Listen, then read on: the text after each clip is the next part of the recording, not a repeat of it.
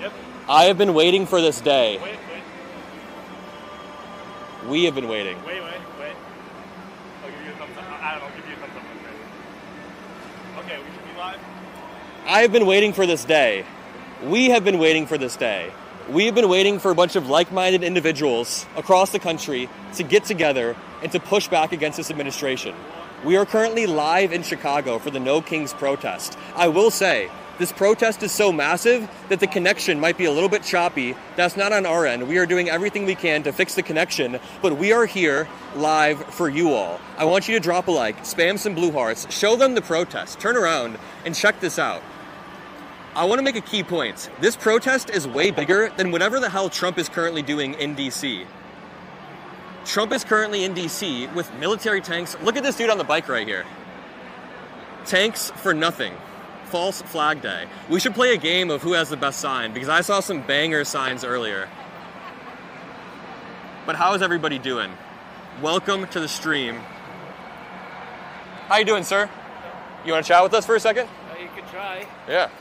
I didn't plan on it. What brought you out here today? I'm always out protesting. Yeah? On No King's Day in particular, what message do you have for the Trump administration? Isn't it obvious? Tanks for nothing? That sounds good. Stop mobilizing the military for no reason? Well, it's a pretty expensive price tag. Yeah. Next time, charge it to the billionaires. Yeah. Would be nice, but he's not going to do that. Doge. So that's why tanks for nothing. Tanks for nothing.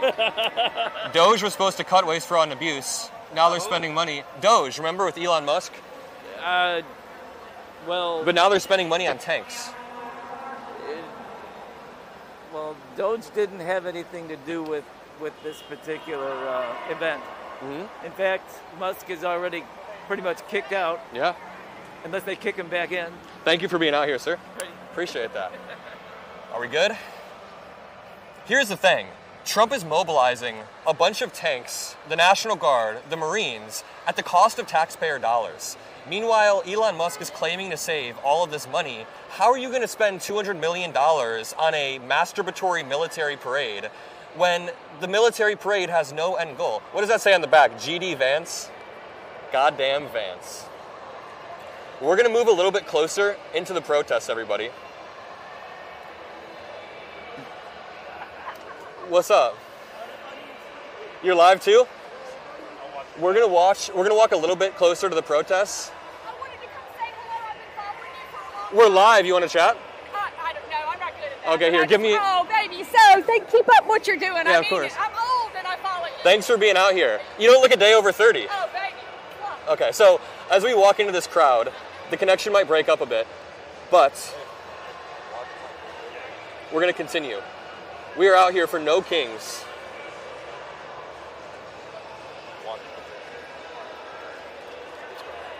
All right. We're good. There are a few key things that I want to talk to you guys about. Are we good on bitrate? Okay. There are a few key things that I wanted to talk to you guys about. First of all, over the past week, we have seen this escalatory cycle from the Trump administration. And I'm going to be talking about that a lot throughout this protest as we move into the crowd. But this escalatory cycle was created solely by Donald Trump. Governor Newsom has pointed this out. All of the Democratic politicians have pointed this out. There were small scattered protests in LA in response to ICE going into the majority Latino neighborhoods and doing reckless and brazen deportations. Undertrained ICE agents began to flood majority Latino in its nature.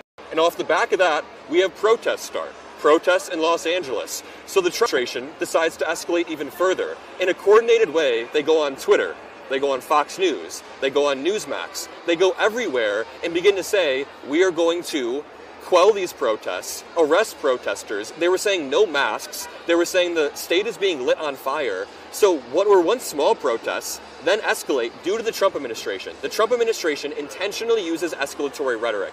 Then the protests in the streets get bigger and bigger. What does the Trump administration decide to do? De-escalate? Be a leader? No. They say we're going to mobilize the National Guard and then the Marines against the explicit objection of Governor Gavin Newsom and Mayor Karen Bass.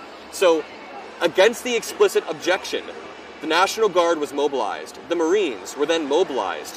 What do you think this does? Do you think this quells protests? No. It has the opposite effect. It continues to escalate. People get more riled up. The reason why this protest is so massive today, and trust me, we're going to walk through it and go talk to people. We're just getting started.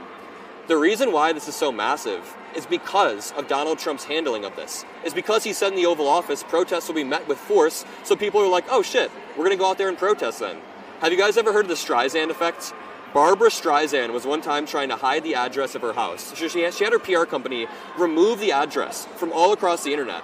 But then what happened is that created its own PR cycle, where then people started tweeting, this is Barbara Streisand's house. So the Streisand effect essentially means when you try to hide something online, when you try to tone something down, it will blow up in your face and become viral. Trump tried to quell these protests, but in the process, he brought more and more attention to them. Let's read some of these signs. Can you focus on some of them? I see, make America a democracy again. You are an immigrant too. I don't like war. Boo war. Solid. We reject authoritarianism. I'm the daughter of a tax-paying immigrant, not a criminal. Go grab people. I'm gonna check you. Sweet. We see today, they come for people who look like me. Tomorrow, they will come for you. Look at that one. And fuck your birthday. Want to talk to us? When cruelty becomes normal, compassion looks radical.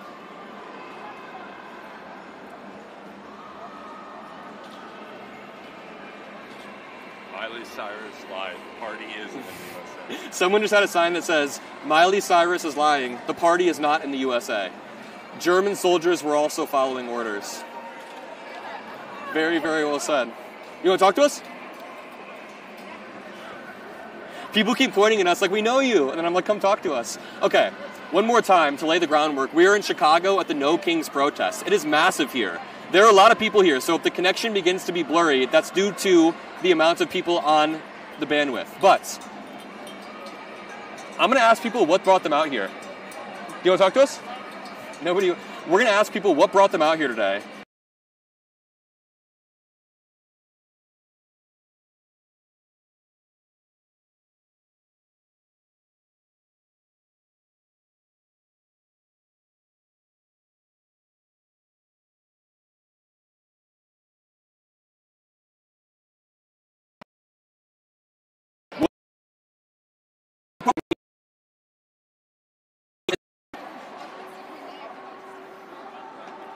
Okay, the crowd is going crazy right now.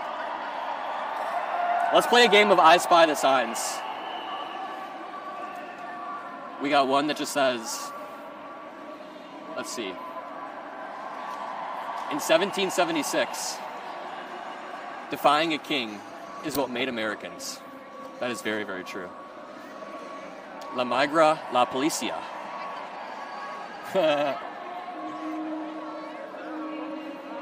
Fuck King Chaos. Which one's your favorite so far, guys?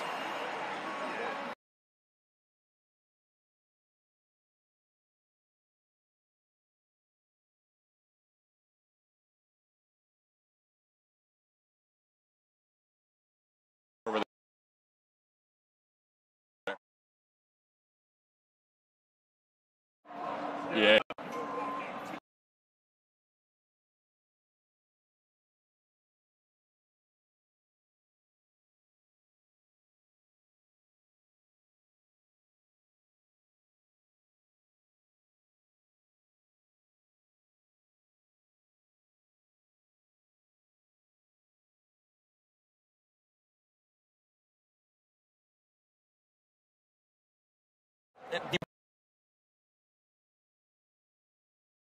Prime examples. We're not just saying this is a platitude. Here are some examples of overreach.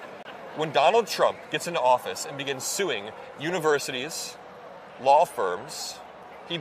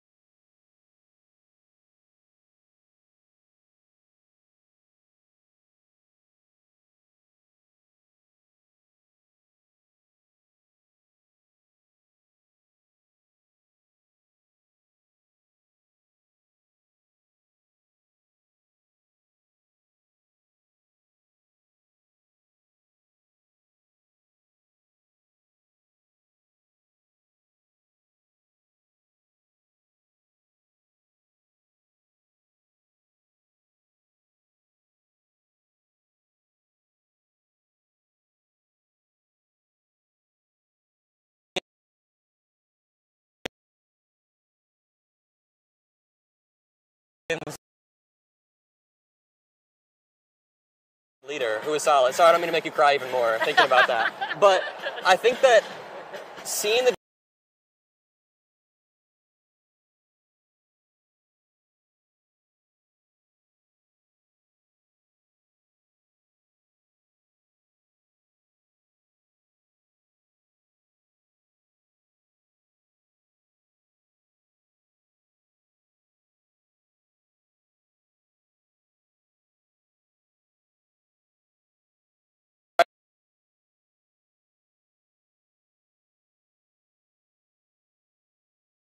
awareness about happened. She said Trump would get rolled by Putin. He's gotten rolled by Vladimir Putin. She said that he's going to be reckless and chaotic. Very true. The tariffs will backfire on us. That worked. At least he ended all wars across the planet. Oh, no, wait, that didn't happen at all, did it? So, I want to go back a little bit to about women's right to choose. It almost seems like with these regressive policies, it doesn't seem like we will go back to the 60s, where people are dying disproportionately. Is that a fear that you have? Yes. And how do you think we should message around that as a party when it comes to abortion or the right to choose? Just tell people that, hey, we live in America, and freedom is what you need. Absolutely. Absolutely. And freedom leads to a better life, better lived experiences. Yeah. I'm just so angry. I just can't even speak. Well, thank you so much for being here. Yeah. Thank you. Enjoy the rest. Awesome. And enjoy. Actually, I was in the 2017 Women's March. Oh, you were there? And crocheted a pink hat, and I was Ooh. there. So this is the second one. Now you're back. You're better than ever. Yeah. And enjoy the rest of your Chicago Thank trip. you. Yeah, of course.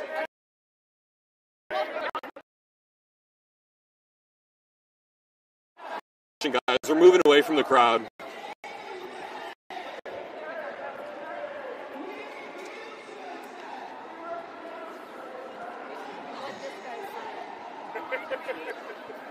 All right, what were we talking about? Here's the broad point. I'm going to try to say this for the third time, sorry. A lot of people are here for similar reasons regarding no kings, regarding Donald Trump's overreach, but I think we can basically summarize everything by just thinking about the checks and balances in our government and just zooming out a little bit. When you think of checks and balances that are supposed to stop the president, you think of courts that are supposed to sue, or at least, put temporary restraining orders, whatever the hell.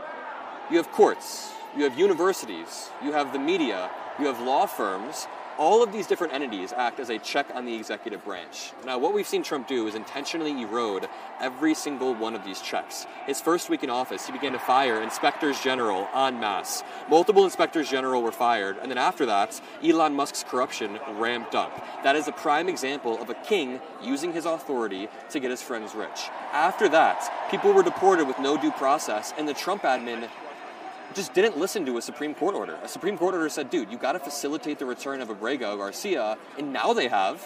A few months back, now they have, but they didn't. They flaunted that Supreme Court ruling. What about the law firms?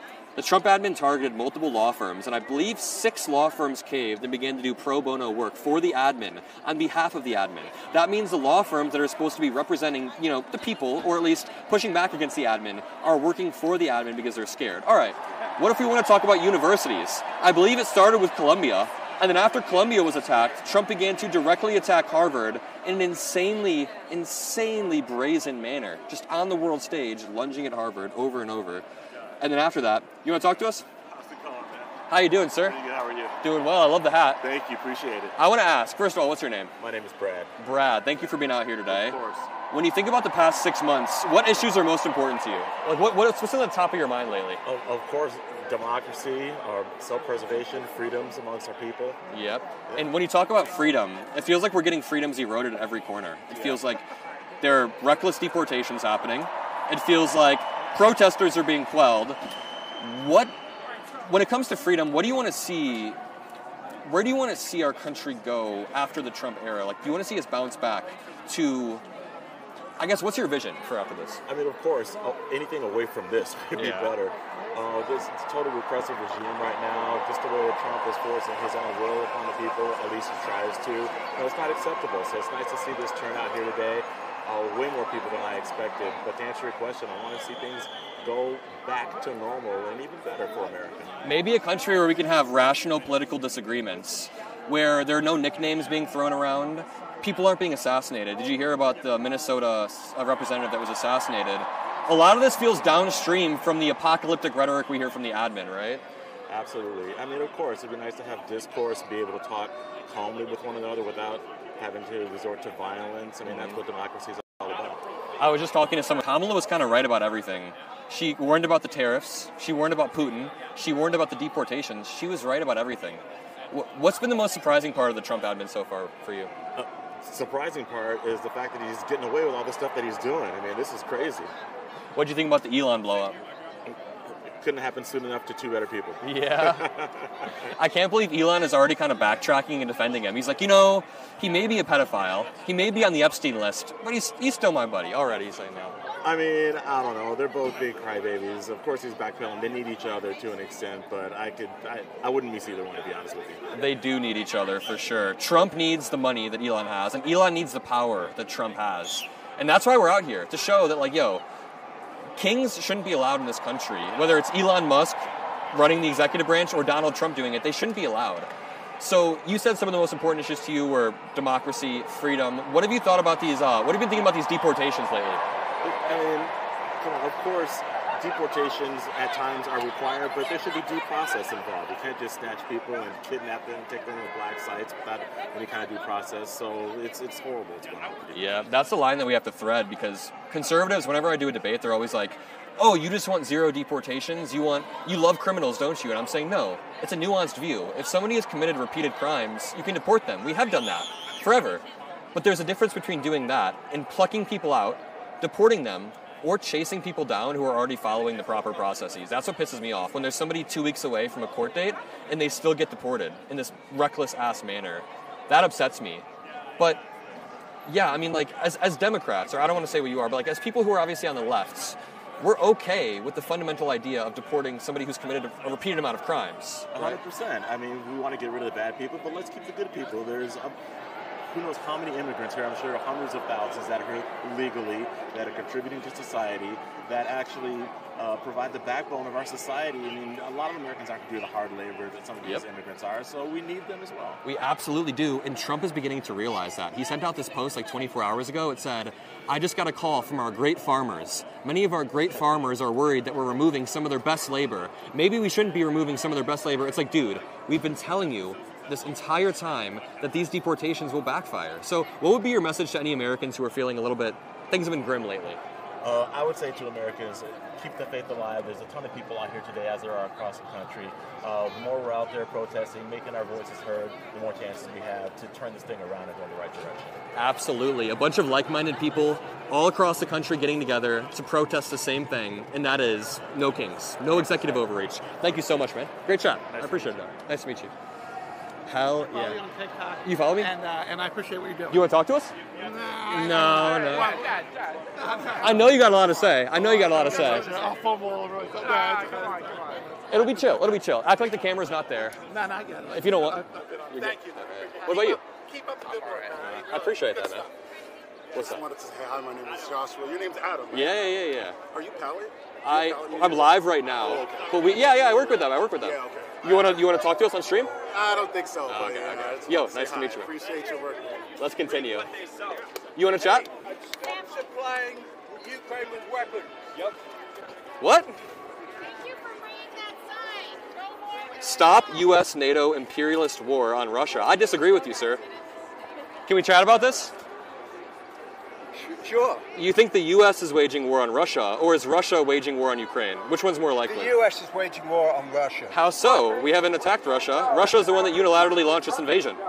The U.S. is the country that's mainly responsible for the overthrow of the democratically elected Prime Minister or President of Ukraine in 2014. I'm pretty sure the Euromaidan protests happened naturally, and Yanukovych fled naturally. Well, that's not true at all. Now, Yanukovych absolutely fled in 2014. There was a popular movement, pro-Western movement, among Western Ukrainians against the president. Correct. Yep. The ultra-right, though, the fascists in Ukraine, they were the tip of the spear. They're the ones that drove the president out of the country. Mm-hmm. And the CIA, Victoria Nuland, and the State Department were primarily responsible for funding that opposition. A phone call between Victoria Nuland and other people doesn't mean there was a coup. But can I just ask, this is respectful too. No, a coup is the overthrow of a democratically elected politician. Let me ask you, if I were to concede that it was a coup, do you think that means... Wait, no, let me say, is Russia, you think they're justified in invading Ukraine? Is Russia justified? That's the question. Is Russia justified? This shouldn't be hard. This should not be hard. Yes, they were justified. You think they were justified in invading their next door neighbor? Do you think Trump would be justified invading Canada? Let me ask you a question, because you're doing a lot of talking. Yeah. In 2008, George Bush, against all advice, said that Ukraine and Georgia should be in NATO. And since 2008, the US and the CIA and the State Department have been working towards those ends. So the CIA has been very active in Ukraine. Politicians like Lindsey Graham, McCain went over there, and they supported the coup, and they supported Ukrainians attacking other Ukrainians in the east who wanted autonomy. How does a country get accepted into NATO? The second thing, just after the invasion, remember, in 2022, the invasion was in February. In March 22, there were negotiations in Ankara, Turkey, to end the war. Ukraine the war and came to an agreement with Russia. Boris Johnson goes over to Kiev and tells him to scrap that. Don't do it. We will supply you with weapons. You can win this. You can win this. Meanwhile, hundreds of thousands of Ukrainians are dead. The country's being destroyed. Millions have left the country. Let me say. This is the responsibility of the U.S. Please? Biden. No. Do not virtue signal about Ukrainians being dead when you just said Russia was justified in invading Ukraine. NATO is a defensive force. NATO is a defensive force. Thank you for talking, sir. A defensive force. NATO. Okay, wait. What country has NATO invaded? NATO's a defensive force. Name one country they've invaded. Name one country they've invaded. Well, Libya for a start. NATO has not invaded Libya. Libya attacked. NATO has not invaded Libya. Attacked Libya. They NATO attacked Bosnia and Serbia. Let me ask you a question. You don't know what you're talking about. Okay. Let's go over here. You're a typical. I have to say, no. He's a typical liberal Democrat. He just said that Russia is justified, and then he can't name one invasion that NATO's done. Looking for a fight. Both Yeah. of them are just looking for a fight. That's insane. Okay, let's keep going. Here's the thing. NATO is a defensive alliance where countries can agree to join. This dude is framing NATO as if it's this, imperialist force that takes over countries. Ukraine wanted to join NATO because of Russian aggression on their border. In 2008, as he said, Putin invaded Georgia. In 2014, Putin invaded Crimea. In 2022, Putin invaded Russia. After all of these invasions, we should be unified against. After all of these things, you're saying that Russia's justified, bro. Get the fuck out of here. These people are insane. We've got pro-Russia people at our pro-democracy protest. They need to be expelled. But to continue, stop right there. Sorry, let me just go back a second. NATO is a defensive alliance. The idea that NATO is out there trying to take over countries is insane. The reason why many countries in Europe are gravitating towards NATO is because of the threat that Vladimir Putin poses on that border. So when this guy is saying that NATO is going around trying to take over countries and NATO is, provoking people, that's not true. Vladimir Putin is the one with imperialist ambitions. We were just talking to a pro-Russia guy, so Vladimir Putin is the one with imperialist ambitions, and Ukraine is waging a purely self-defensive war. Okay, to move on, let's go talk to some more pro-democracy people. Thank you all for being here, by the way.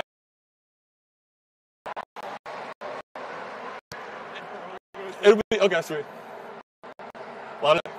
Hey, this is our territory. No news reporting in our territory.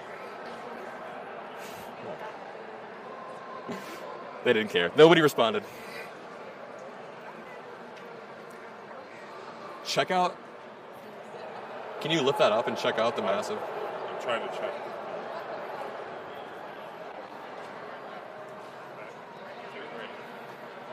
$1,500, $1,600. Okay, let's go over here.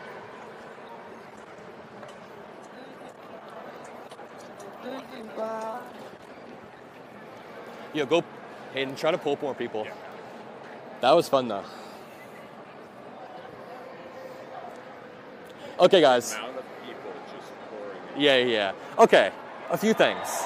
First of all, if you're watching the stream, make sure to drop a like. Make sure to drop some blue hearts. If you see the screen get laggy for a second, it is very likely a function of the amount of people here. There are thousands of people here connected to the data, connected to this area's like we're just losing bit rate, but we should be good. We should be good overall. Be aggressive.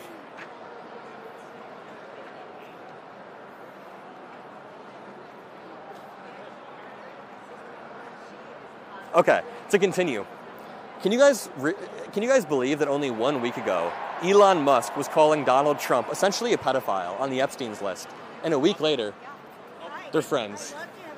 What's up? Let's talk. Okay. We're live on YouTube. Oh, great. There's the camera. Hi.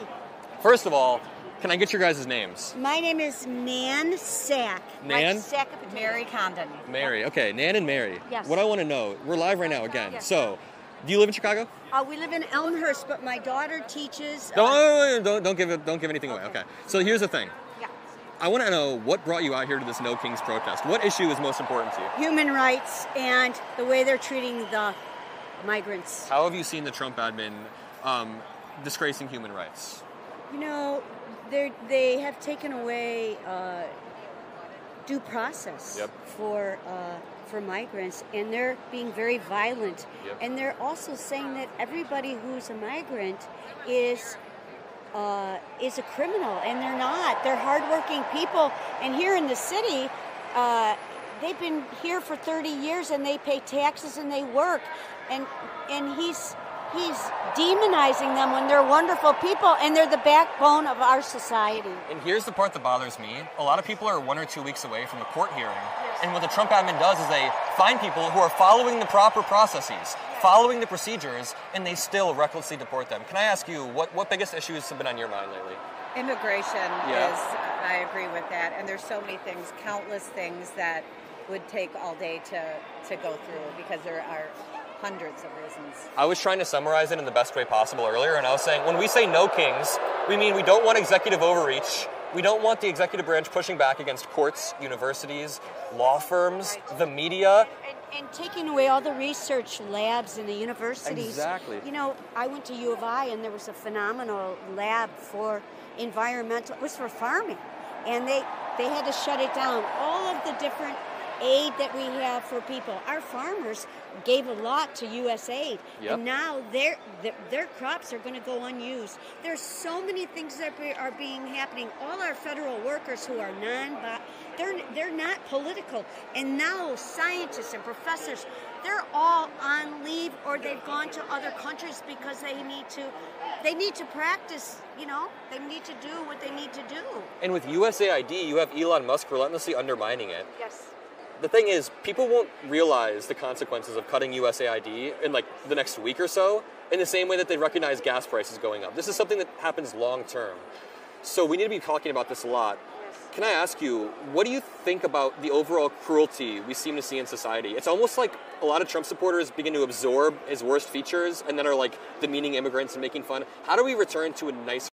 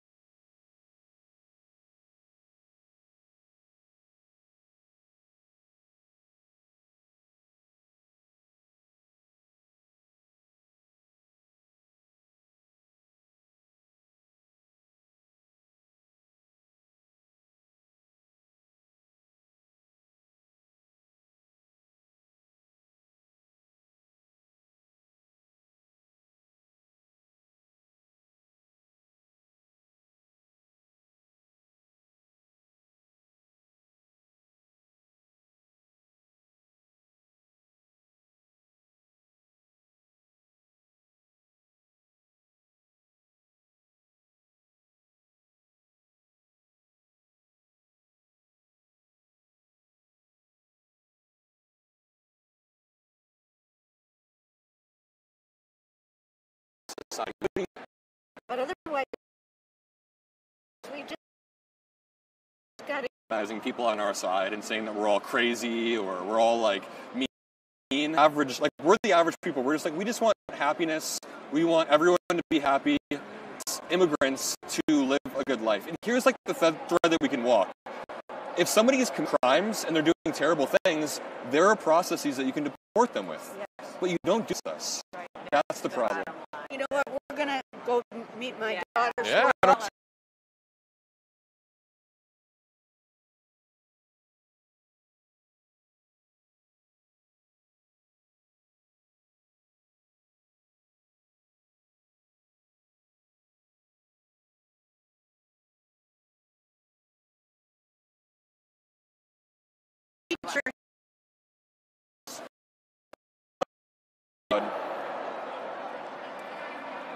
Everybody is turning out today.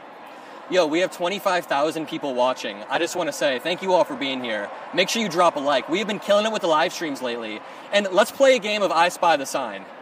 Tell me which sign you guys like the best. I see you, man. I follow you. I appreciate that, man. Thank you. Thank you so much. Thanks for being out here, man. Okay, I see.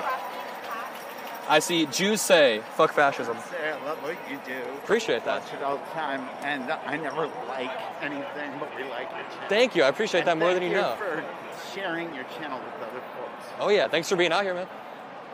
A lot of amazing, amazing people. See, this is what democracy truly looks like. Let's walk this way a bit.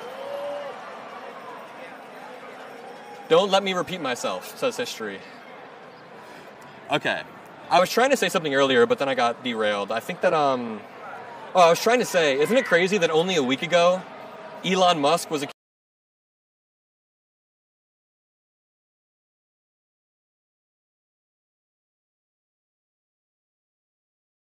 Donald Trump, the National Guard, but every day there's a new most important story. Holy shit, we haven't even gone down here. This might be a good street saw. How is everybody doing? I'm gonna check chat and see how everyone's feeling. But, oh shit, we lost connection for a second.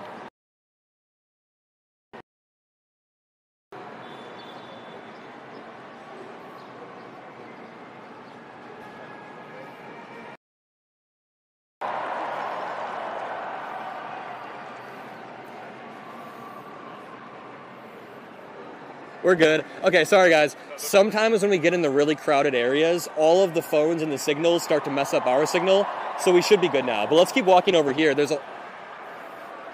Guys, this protest is bigger than you think. It wraps all the way around the building.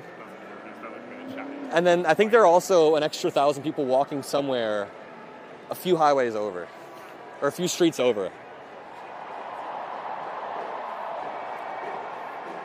Let's check chat. 23,000 people watching live. Holy absolute shit. What city is this in? We are in Chicago. Oh, let me do a reintroduction since we have a lot of people joining for the first time.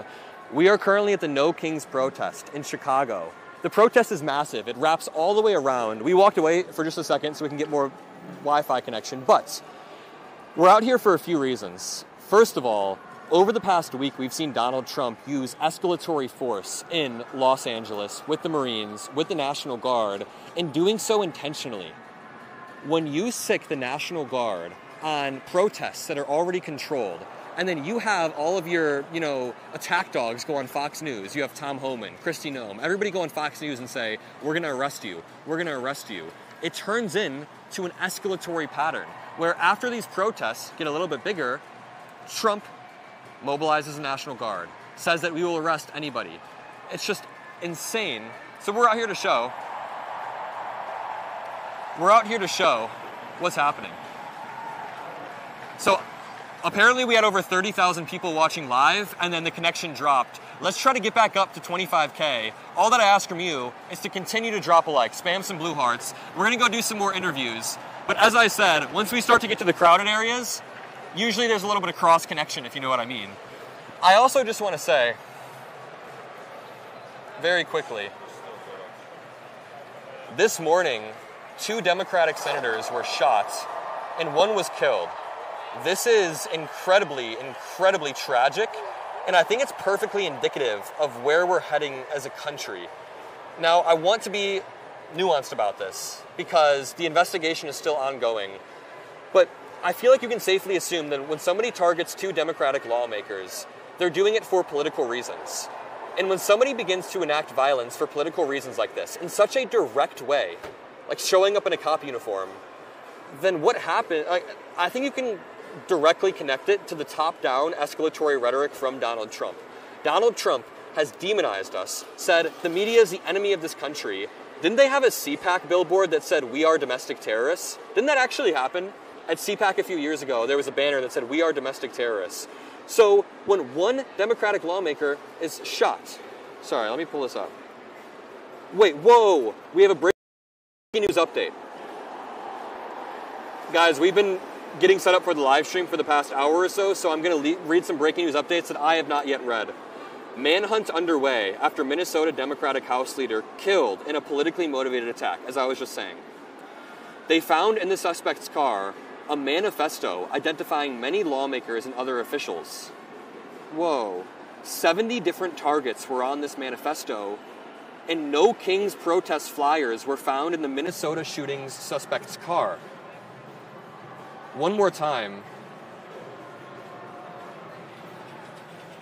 That is insane.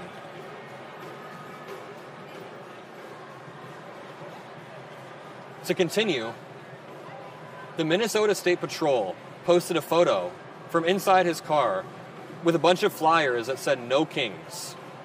Officials are asking the public not to attend the demonstrations in that specific state of Minnesota due to the manhunts that are currently ongoing. Oh, hell yeah. How you doing, sir? Can I read your flags? Sure. I see, resist fascism, fight oligarchy. What does the other one say? Resist. Just Amazing. simply resist. Oppose and resist. Can't get any more simple than that. That's the message that we need to be spreading. An old white man saying no to Donald Trump. An old white man saying no. Older. Older. I wouldn't say that you're old. I would say you don't look a day over 40, in my opinion. Oh, thank you. What would you say to other older white men in the country? What would you say to other older white men who are fascinated by Donald Trump? Get real. Get off your ass. Say no to Donald Trump. Believe what you see that is in front of your eyes. Quit denying what's going on. Be for the country. Be for the Constitution. Why do you think other white dudes are so attracted to what Trump says? I haven't been able to figure that out. I guess because it's kind of like a cult. My family has a brother that's in Scientology. It's like a cult thing. Yeah. They don't know that they're in the cult. They just want to believe. And some they see themselves in Donald too. And that's the scary part. A lot of people see themselves in Donald Trump, and no. Are your arms getting tired at all? Pardon me? Are your arms sore at all from holding Not at these? all. These are nice and light. I mean, for democracy, who cares about some sore arms? Right. I want to ask you, what issues are at the top of your mind? Over the past 6 months, what's really been on the top of your mind? The moral corruption of our government. The moral corruption. The chaos, the criminality, and the moral corruption of Donald Trump, his enablers, in our government. Unbelievable. And the worst part is, it feels like some of the moral corruption is being swept under the rug. Like, how can Trump take a $400 million jet from Qatar, and Elon Musk can also enrich himself in the same week, and the vast majority of Americans don't even understand this corruption's happening? What's been the scariest breaking of the moral code you've seen thus far? Is it deportations with no due process, or...? Probably due process, and just ignoring the Constitution in the judiciary. Just all cult issues. That goes beyond moral code. That's just illegal. Like, what they're doing with these deportations, and then refusing to listen to the Supreme Court with the facilitation back, is just straight up illegal. What message would you have to say to Americans that feel like things are grim right now? Stay positive. Don't take the bait. Be peaceful, and just say no to Donald Trump. Just say no to Donald Trump. He doesn't like when people say no to him, though. Like, look at Governor Gavin Newsom. Governor Gavin Newsom said, no, we don't need the National Guard. He said, we're still mobilizing it. Donald will find out Tuesday. The National Guard will be gone Tuesday. Yep. Unless he appeals to the Supreme Court, but they'll rule against him too. Yep. They'll be gone. It takes time. Democracy's slow, but it takes time. That's the scary part, is when the Trump admin moves at this breakneck speed and the courts move in sort of a reactionary way, they oftentimes don't have the enforcement mechanism to stop the admin from doing these things. So with the National Guard in Los Angeles, I read the ruling and it said that Trump broke the procedures because he didn't even notify Governor Newsom. This dude didn't even notify the governor of the state before sending out the memorandum. Now, they put a stay on it so that the National Guard isn't whipped back and forth, but he's going to lose. The judiciary moves slowly, takes time. They'll rule against him Tuesday. Thank you for being out here, sir. I don't want to hold you for too long. Thank you much. Yep, have a great day. Let's continue. All right. That was a great chat. And I really liked what he was saying about the judiciary being kind of trampled on by Donald Trump, because we see that time and time again. And I could go down my speech how Trump is trampling on schools, the media, everything. But let's talk about the judiciary for 1 second, because we've seen a pattern, even before Trump was president for the second time, where he straight up attacks judges over and over. Yo, what's up? What's up, man? How you doing? Doing well. We're live right now on YouTube. We've got like 20K people watching, which is crazy. Yeah. What are your names? I'm Vince. Jose. Vince. What brought you out here today? I just came to support the people, my people. Yeah, we just came to support, see what's up. Yeah. How do you feel when you see these crazy videos online of kind of like reckless deportations? It's sad. Yeah. I can't say anything but sad. It's really sad. I don't know. Yeah, it's sad knowing that could be somebody we know one day, somebody close to us. Yeah, it's incredibly sad because the thing is, Trump is doing it to people who are trying to go through the proper processes. They'll be 1 week away from a court date, and the Trump admin will begin to kind of target them. So what message would you have for people out there who are feeling kind of hopeless right now? Keep praying, keep God near you. It only gets better. What about you? I'd say at some point it's going to get better. Everybody's out here supporting each other. I feel like it's going to affect in some type of way. Everybody's going to see it. Hopefully, it works out for everybody in some type of way. Do you think that young people, a lot of young people really like Trump right now. Do you think young people over the next few years will begin to open their eyes and be like, yo, the deportations are a little bit too far. Elon Musk might be a little bit crazy. Do you think people will start to realize? Yeah, hell yeah. Right now, everybody's just trying to follow the wave that's popping right now. They're just trying to build onto that. Yeah. Not knowing really what's up. And it was cool culturally to support Trump if you're a young dude. You see him at the UFC matches or whatever, Joe Rogan. So I could see why the cultural shift happened, but it needs to shift back. Any final thoughts? Keep your head up, pray. Keep God near you. Yo, thank you guys. Stay out here. Thanks for being out here, man. All right. Let's continue going this way. Amazing seeing everybody on this live stream. I love all you guys. I apologize for not being able to check chat as much as I would like to, but I think it's important for me to stay present in the moment. What's up? You want to talk? You want to talk? So one more time, we are live in Chicago, in Daley Plaza, for the people asking where we are. We're currently in Daley Plaza. There's a few different protests going on in Chicago. We have protesters wrapping around this entire building. Maybe we'll do a walkthrough at some point. But even beyond that, there's another crowd walking a few streets over. And then even beyond that, there's another protest happening about 30 minutes away in Chicago. So all across Chicago, we have people mobilizing. And there's a lot of diversity in the crowd in the sense of age. And in the sense of, I see a lot of young people here. And diversity of age is really, really good because a lot of times young voters can feel disengaged or disenfranchised or don't want to turn out or post a lot online but then don't turn out to vote. But we are seeing people mobilized right now. And I just want to say thank you all for being here. Thank you all so much for being here. And I want to read a few more of these breaking news updates. Thank you. We're live right now. Do you want to chat or? Anything. Trump, I know you got some opinions. First of all, let me read your shirt, first of all. 1776, we the people resist, with the Trump hair and the tie. Oh no, you're not supposed to say that one at the bottom. No, the bottom it doesn't mean assassinate. I know, I'm joking. Remove. I don't want nobody to die, I just want them kicked the hell out. Nobody wants any violence, that's the thing. Except when they say they're being threatened, they impose violence right away. Exactly. Any little thing we say, they can say it. If we say it, it's call out the National Guards. And then look what happens. After Trump demonizes us, right. We have his supporters shooting Democratic. Did you see that story? Yeah, I see that. So I was on the way, and in Minnesota. Can you see how that's downstream from what Trump? Trump is using this insane rhetoric. Well, this is all his doing. Yeah. Hitler did the same thing. Mussolini, they all. Do you even think the protests would be this big if Trump didn't act like a jackass over the past week and say, like, we're mobilizing the National Guard? No, 'cause we're tired of his shit. Yeah. Period. You know what I mean? Sooner or later, people are just gonna, the bomb's gonna go off, and it's going off right now. Metaphorically. Yeah, and what's going on now, little by little, might lead to a civil war. You never know, or it's going to get, because they like to get violent, and you're going to get a lot of people on the left that are going to be pissed off and fed up. Not the far left. Yeah. The middle left, we're going to get...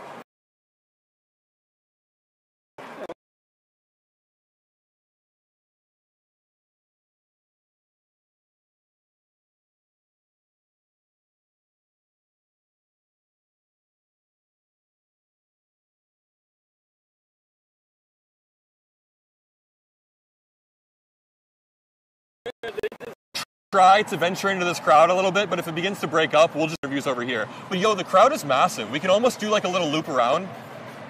I need to interview this dog over here.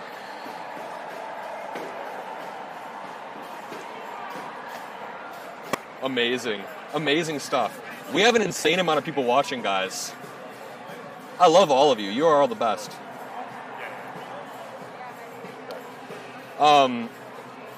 Yeah, so we've done a lot of these live streams. Let me run you guys down the history. Our first live stream that we did, walking around, was about a year ago at the DNC. It was also in Chicago. It was August 14th, maybe? I think the DNC was on August 14th or something of last year. So, in doing so, we built up this sort of flow where we walk around, we interview people, and we have these fun-ass live streams. Then we built on that, and we did that in D.C. Was anyone there for the Capitol stream when we talked to Jasmine Crockett? We were just walking around the Capitol building.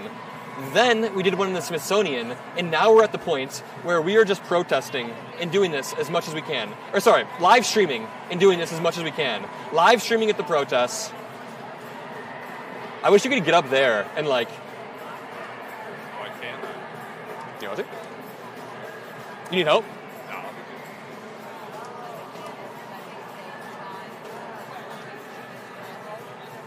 That's it right there. Can we stand right here? You good? Sorry.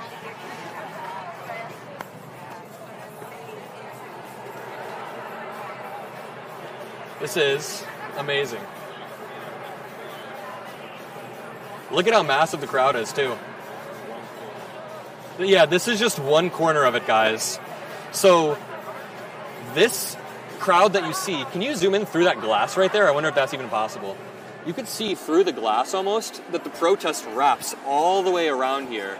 And keep in mind, this is just one city. I just want to tell you, you're with Midas Touch. Yeah. I subscribe. I love you guys. Thank you so much. You for the work The Midas Mighty. Thank you so much. Oh, really? You're a veteran? You want to talk to us? Navy nurse card. Do you want to talk? Do you want to talk to us? Sure, yeah. Give us 1 second. We're just getting a... Look at how amazing the crowd is. I'm going to hop down. You can stay up here almost and sit down. But how you doing? Hi, good. You're okay with being on camera, right? Yes, I'm fine. Okay. I'm fine, yeah. So, first of all, what's your name? Julie. Julie. And you said that you're a veteran. I am. Thank you for your service. Thank you. Where did you serve? You were just telling me a second ago. Yeah, I was in Navy Nurse Corps during the de-escalation of Vietnam. So stationed overseas in Taiwan, stationed in San Diego and Great Lakes. How do you feel about the Trump admin's treating of our veterans thus far?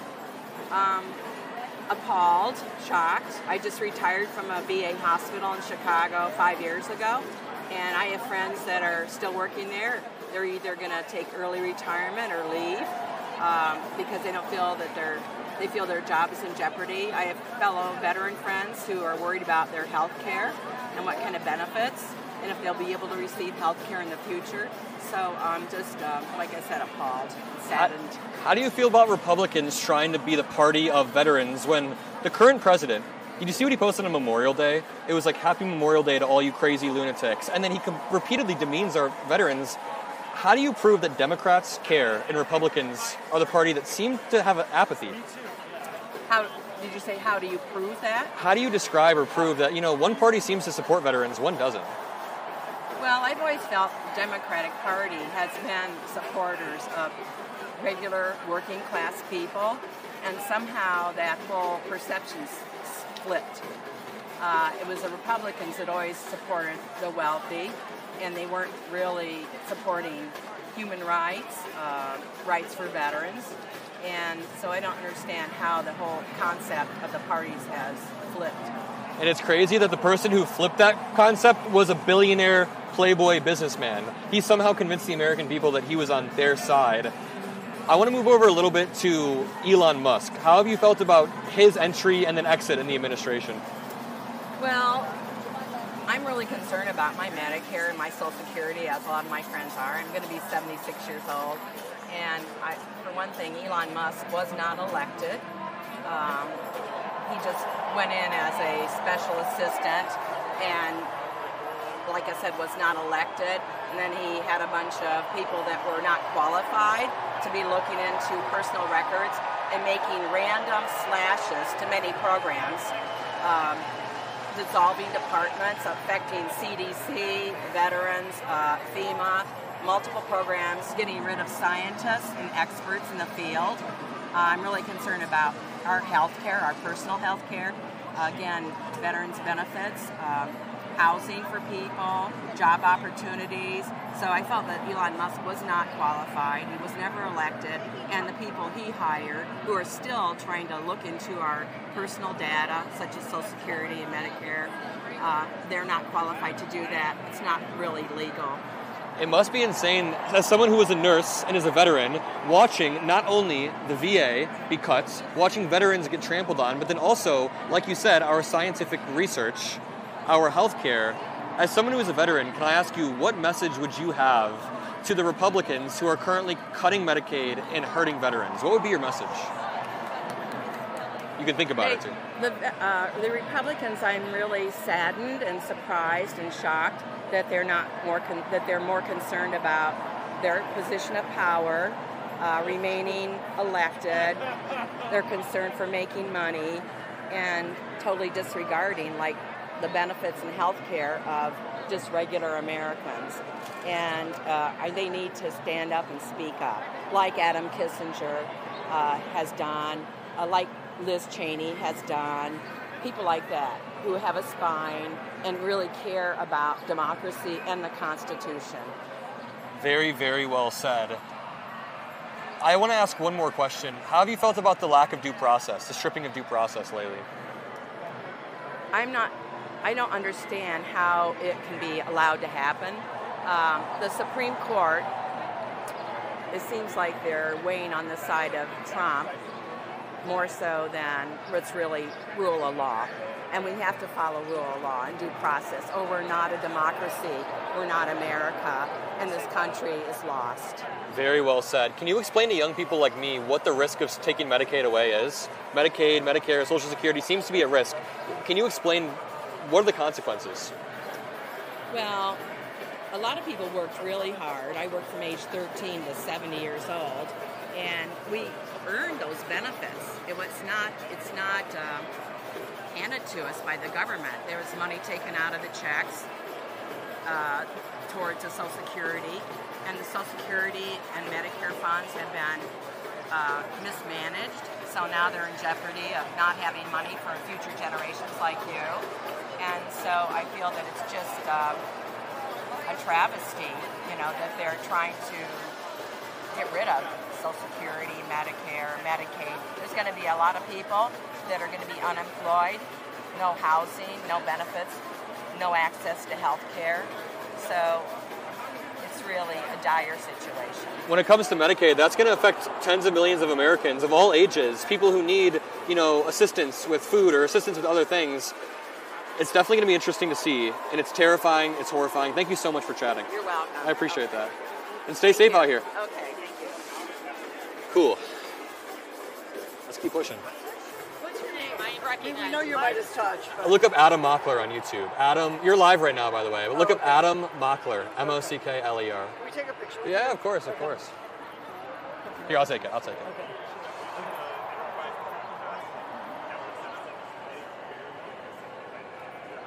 Beautiful, amazing. Thank you for the work you do.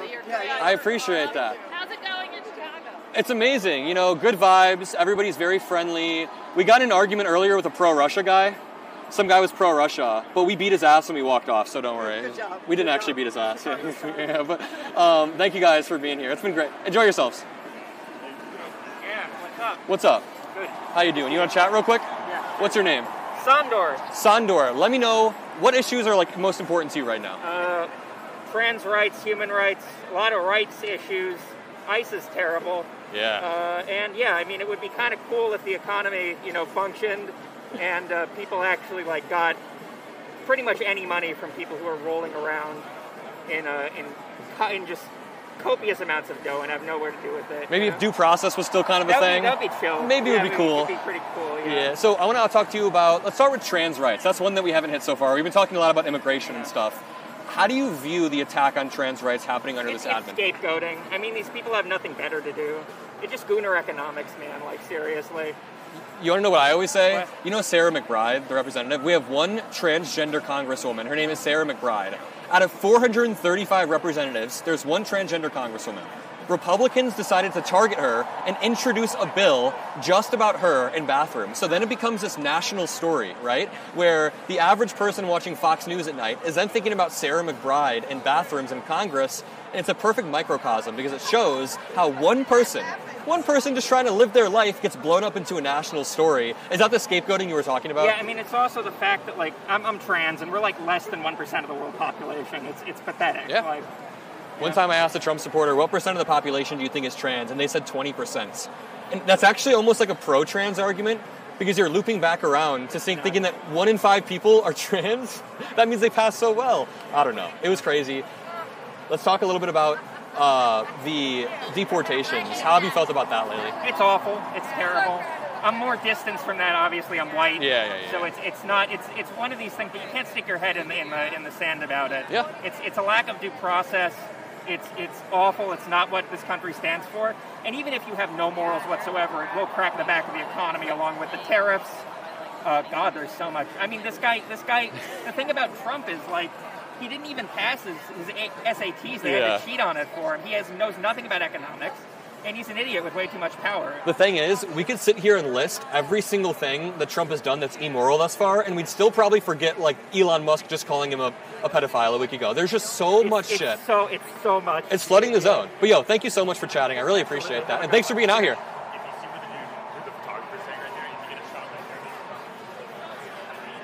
These are some great conversations. You know what's especially uniquely nice?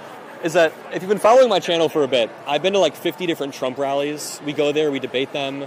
We go there, we do all of that. And this is not the first time.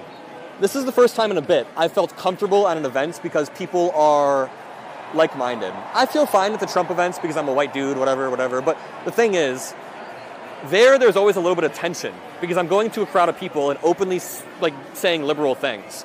But if you would like to help support not only the travel to Trump rallies, but the travel on the ground here and the live streams that we do, I have a few asks. Drop a like. You can subscribe to the channel below. You can join memberships below to help our travel, to help us on a daily basis push back against Trump. And listen, we're building a network right now. We are building a network. Look at this poster right here. So drop a like, become a member for exclusive content. Can we record this real quick? Oh, yeah, sure. Elon was wearing fins, said Trump. I asked him to leave. I took away his EV mandate that forced everyone to buy electric cars that nobody else wanted, that he knew was good for months, and he just went crazy. Oh, what about this one? The easiest way to save money in our budget, billions and billions of dollars, is to terminate Elon's governmental subsidies and contracts. I was always surprised at Biden. What did Elon do to him to piss him off this much? Oh, well, they got into a Twitter fight. It started with the Big Beautiful Bill, right? Mm-hmm. And of course, I think the EV stuff, the EV subsidies are being taken out of the Big Beautiful Bill, and the deficit's exploding. So Elon got on X, as Elon does, and I forget what the exact words were, but he started... Here's the real story. Yes. He started attacking the Big Beautiful Bill. It turned into, the Twitter fight of the century between, Musk and Trump. Was anyone accused of being a pedophile during this Twitter fight? Yes. Okay. Yeah, I think Elon's big, super cool move was, Trump's in the Epstein files. He's been in the Epstein files the whole time. I forget the exact quotes, which is why I'm not, trying to say. It was, here's the huge story. Yeah. At Real Donald Trump is in the Epstein files. That's why they won't release them. Have a good day, DJT, or something like that. Something like that, yes. And then I think he was trying to apologize this week and get back in. Here's the thing. Have you heard that over 40 different regulatory investigations into Elon Musk's companies were paused or put on hold because of Trump firing these inspectors generals. So now it's kind of like being like shooting yourself in the foot, right? Because now Trump is saying, why don't we just terminate all of these governmental subsidies and contracts? Yeah, I think it was, the SEC, a whole bunch of other agencies where, the Doge kids showed up and they're like, this is shutting down. And, of course, I think it was Carolyn Levitt who said something like, and I never remember the exact quotes, Elon will take care of his own conflicts of interest, which is, of course, complete nonsense. It's like the kind of thing where it's like, oh, yeah, the guys in the ski masks at the bank will take care of, any kind of fiduciary whatevers. It's like letting the fox guard the chicken coop. Yeah, absolutely. What's been most concerning to you over the past 6 months or so? I gotta pick one? You don't have to pick one, but I want to know over the past 6 months, anything that has been really uniquely terrifying. I mean, I'm not a big fan of the whole let's send the U.S. citizens to El Salvador without a trial. That's a big one. There's a lot of the blatant corruption, where they manhandled Senator Padilla the other day. It's just like, I'm sure I could come up with more, but it's like you turn on the television and there's some more, there's some new outrage like, oh, the U.S. Marines need to put down a protest that the LAPD have well in hand. Or Exactly. It's all bad. And the main point you made there is when you were like, am I supposed to choose one? Yeah. Because I was just saying, we could sit here for an hour and list off every single thing that's happened, and I probably would have forgotten the whole Alex Padilla thing, because there's just so much damn stuff. Well, I have a more damn big indictment, for your viewers. Can you name one good thing Trump has done in these last few months? Good luck. Kicked Elon Musk out of the admin? Yeah, okay. Maybe. Yeah, but that's kind of like, he cleaned up his own mess.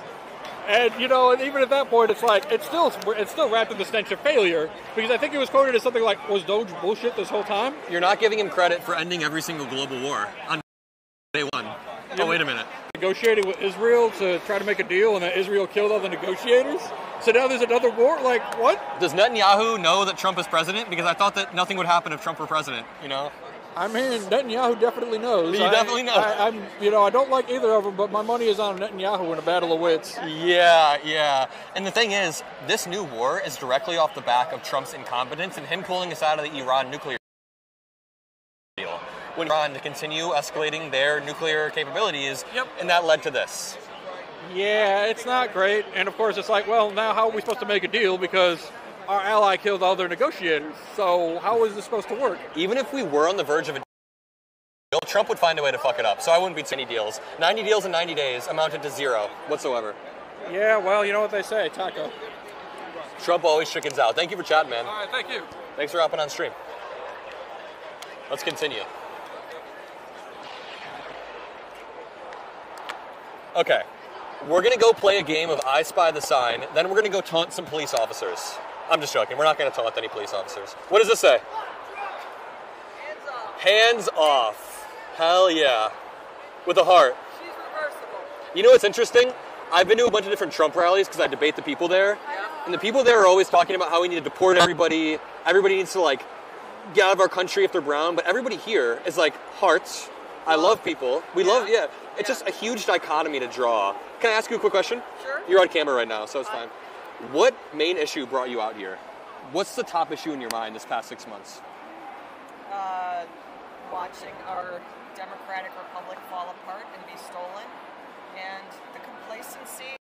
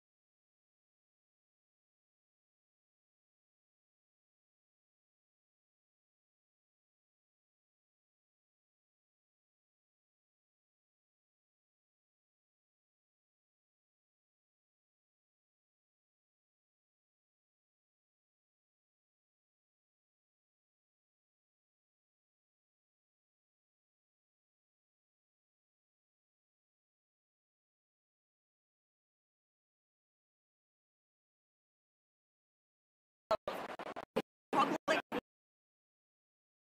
news media speak the truth, and they don't come across as one-sided. They're very much looking at both sides of the story and open to conversations. And I believe a lot of people are open to conversations, but we were never taught as children to discuss sex, politics, religion, or death. Yep. So we don't know how to do that, and we're stuck in this impasse. You know, even beyond the publicly funded, like NPR that's being stripped, all of these news are being attacked by the Trump admin. So you saw ABC let Terry Moran go. Did you hear about that? I did not. So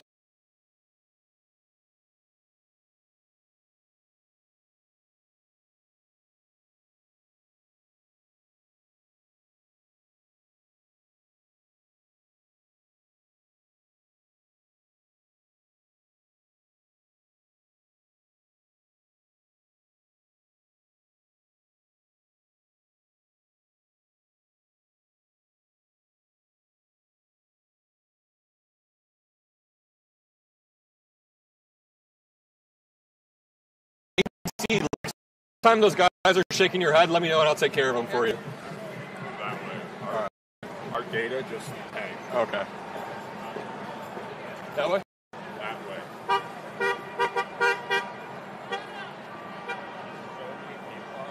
Yeah. No, it dropped us to 15K.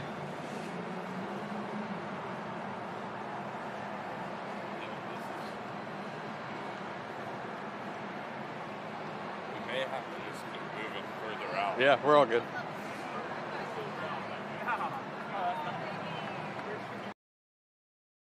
Yo, Victor's supposed to be hitting ingest on the back end. Hopefully he is. I just fixed it. Okay. Okay, no, we're good. We're good.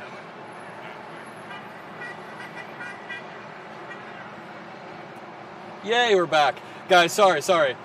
Sometimes the crowd hurts it, but we've got an editor on the back end doing amazing work. Shout out to Victor, everybody, if you can hear me. Shout out to Hayden as the producer and cameraman Nate. Oh, yo, what's up, brother? What's going on, man? How you doing? Good to see you. It took me so long. We just got back live. Yeah, yo, Nate. We just had 20,000, 30,000 people watching, but then we lost connection and it dropped to 15. But by dropped, we're still pulling an insane amount of numbers. I love everybody here. We're with Chris Mowry. I'm mic'd up too, so if you want to introduce yourself. What's up, everybody? My name is Chris Mowry. You might have seen me on the channel. Been posting a little bit on this channel with Adam. You guys have shown so much support to my channel and this channel, which means the world. I'm a little bit out of breath, a little sweaty. Took me a minute to find my way, but glad to be here. I was watching the stream for a bit. You guys are killing it. If Hell you yeah. like the stream, share it out to a friend. It goes such a long way. We appreciate you. And man, it is packed out here, dude. Everyone's very, very excited to see you, but one person did say, Harry! Harry! that's not Harry, guys. Chris. It's okay. Every white guy looks the same. We're all basically it's the all, same yeah, person. it's all, there's like 100 of me if you go straight that way. Yeah, very. But a lot of people are saying Chris Mowry rocks. We love you, Chris. Dude. Massive crowd. Yeah, thanks for the love, guys. The crowd is, it is truly insane out here. What is it? Hi, how you doing? Hey, guys. What does this one say? I had diarrhea all week. Oh, that's not good. Why did someone fucking Make comment sure you're that? drinking water. Listen, the crowd is insane, though. I knew it was going to be crazy, but it's really, really great out here. If you are going out wherever you are, I'm from Atlanta. I was born in Georgia, so I assume in Georgia right now it's a lot hotter. So if you're out maybe somewhere in the South, thank you so much. Or the West Coast, wherever you are, make sure you're drinking water if it's hot. If it's not hot, drink water anyways. Bring what you need, mask up, etc. And yeah, it's been a good day. I've been yapping for like an hour. So what brought you out here? What's most important to you? What do you think of No Kings? Yeah. Listen, obviously there's quite a few topics that I'm really passionate about. Being from Georgia, the abortion topic I've become very passionate about. Half our counties don't have OBGYNs. A lot of women struggling to get basic access to health care. I think right now in particular, especially the last few weeks with what we've seen with due process, I've become incredibly passionate about the fact that Trump is ignoring judges, hyper-politicizing our judicial branch, expanding executive authority. And I think it's that one issue that most Americans don't realize how bad it is, but it's really bad. It's really bad the way we're hyper-politicizing three-letter agencies like the DOJ, the EPA, the CDC, etc. We're ignoring judges. It's not how our Constitution was designed. And this expansion of executive authority is really scary. So I think that's really the main reason I came out here, which was, in the name, no kings. We're not. The executive should not have this much power. And dude, this morning only reaffirmed that why we need to come out here, and it pissed me off even more. Because when I saw that 2 Democratic lawmakers in Minnesota were shot, one was assassinated. Her and her husband were assassinated. They were not murdered, as people were saying it. They were assassinated for political reasons. That only reaffirmed that we need protests across the country with like-minded people coming out here to be peaceful and patriotic. Peacefully and patriotically let your voices be heard. That's what Trump said on January 6th. But here's the thing. When I see that, I can attribute that to a top-down escalatory pattern of rhetoric from the President of the United States. He demonizes us, calls the enemy of the people, demonizes the 3-letter agencies over and over and over. So yeah, no shit, easily radicalized, impressionable people are going to see that and think they need to kill their local Democratic lawmakers. Right, exactly. No, I 100% agree. And yeah, the news out of Minnesota, I haven't gotten to read much today, but really, really tragic, really sad, terrible. I'm wishing well to all the families of the lawmakers that were affected. Do we have any more information on that currently? Are we returning? Yeah, we're turning so the crowd's behind us. Do we have any more information? I do have information, and it's actually insane. So in this car, really quickly just to back up, this morning in Minnesota, 2 Democratic lawmakers were shot at their own homes because somebody dressed up as a police officer went to their door, killed one Democratic lawmaker in Minnesota, killed her husband as well. The other one, I believe, is still in surgery, or just got out of surgery. Let me read the updates. Breaking news, over 70 different names were found in a manifesto in his car, along with No Kings flyers. Wow. He had flyers for the No Kings protest scattered out throughout his car. People are thinking that he was going to go. People still think he might go, and they're telling people in Minnesota to be careful. Bullets very nearly missed Hoffman's heart. Wow. We learned 5 minutes ago. That is crazy. That is so sad. Yvette Hoffman saved her daughter's life. Hoffman's daughter, who was in her mid-20s, was at home with her parents at the time of the shooting. Yvette threw herself on top of her daughter, saving people from being injured. Holy shit. Thank you, sir. I appreciate that. Thank you so much. Man. Seriously. The family says they are hopeful. This is insane. Wait, that is so holy shit. Yeah. That is wow. That is so sad. Okay, well, dude. You know, we've got a sign right there. I don't know if these people are just chilling. So it says, "Leave my neighbors alone." And this is one of the best signs I think I've seen so far. It's just so simple you're right. and like poignant. Is that the word? It's very poignant. Leave my neighbors alone. Look at you using big fancy words. Yeah. Out here. There's been a lot of really great signs, like really good signs out here. Saw a lot of stuff about bone spurs, which I thought was great. You know, as Trump talks, as he holds his military parade today. The only throne for Trump. I like that. Hey, keep doing what you're doing. I'm subscribed. I follow you. You've got this middle-aged veteran supporting you. I appreciate that more than you know. Hey, thank you so much. You want to talk to us real quick? We're on live stream. Okay. Okay, you're good. So, thank See you you, for man. your service. See ya. I really appreciate it. Thanks a lot. Thank you. You're a great guy. Amazing. I wanted to make sure you didn't get caught on camera. Yeah. Because, but let's Holy shit. let's maybe walk down here. Here's the thing. Whenever we get near the crowd, whenever we get near the crowd, it begins to drop a bit. Should we loop back around over here? I think this, because we're in an intersection, Yeah. we're able to get more bandwidth. Yo, very quickly, we have 17,000 people watching live. I appreciate every single person who's here, spending time with me. We're on the ground with Chris Mowry. What does your shirt say? No convicted felon for president. It's a bit too late, bro. Is this from the election season? It is from the election season. I don't have an updated shirt. I'm sorry. I still wanted to, show up, show my support, but I come with a shirt. I need new shirts. I come with a shirt. It's like, don't let Elon Musk start Doge. It's a little bit too late for that. It's a little late, but it's okay. It's okay. We keep fighting. Yeah. No, I appreciate you being out here. Yep. And also, this is amazing. In Chicago, there are people wrapped around this building, but then there's also a few streets over, there's another crowd. Really? On the street, yeah. So we've got multiple protests going. This crowd over here, I pushed through that entire thing, insane. Just to find me, Yeah. That's so sweet. That's right. Always to find Adam. We were walking over to that crowd, but then all the phones makes the connection drop, is our theory. Yeah. So we're just chilling over here talking to people. I think the diversity in ages of this protest is something that's very, very solid. A lot of times when you think of people who get politically active or go vote, you can look at the stats. It's disproportionately older people who vote. But we are now seeing young people get mobilized, especially this election. And here, I've seen so many young people, like 19-year-old dudes, 16-year-old girls, like literally some dude that was like 12 years old was holding a sign with his parents. People are out here mobilizing. I agree 100%. There's tons of young people out here. Like, you could just see looking around. I never even thought about it until you said it, but yeah, like, you see college kids out here. I saw some Northwestern shirts here in, Illinois. Some young people over there got a "fuck Trump" sign. I mean, yeah, it's good. It's a good turnout. All right, let's run down what's happened over the past week, because I've been giving this explanation, and I want to get your thoughts on it. Okay. Here's how I'll start explaining it here. I think when we look at Los Angeles, and when we look at not only the Marines being deployed, the National Guard being deployed, but this was Trump's end goal, in my opinion. So I think they intentionally sent undertrained ICE agents into majority Latino neighborhoods to cause a ruckus. To these reckless deportations, they went nail salons, just cruel deportations against people who are already following their court orders, people who are going to court in like 2 weeks.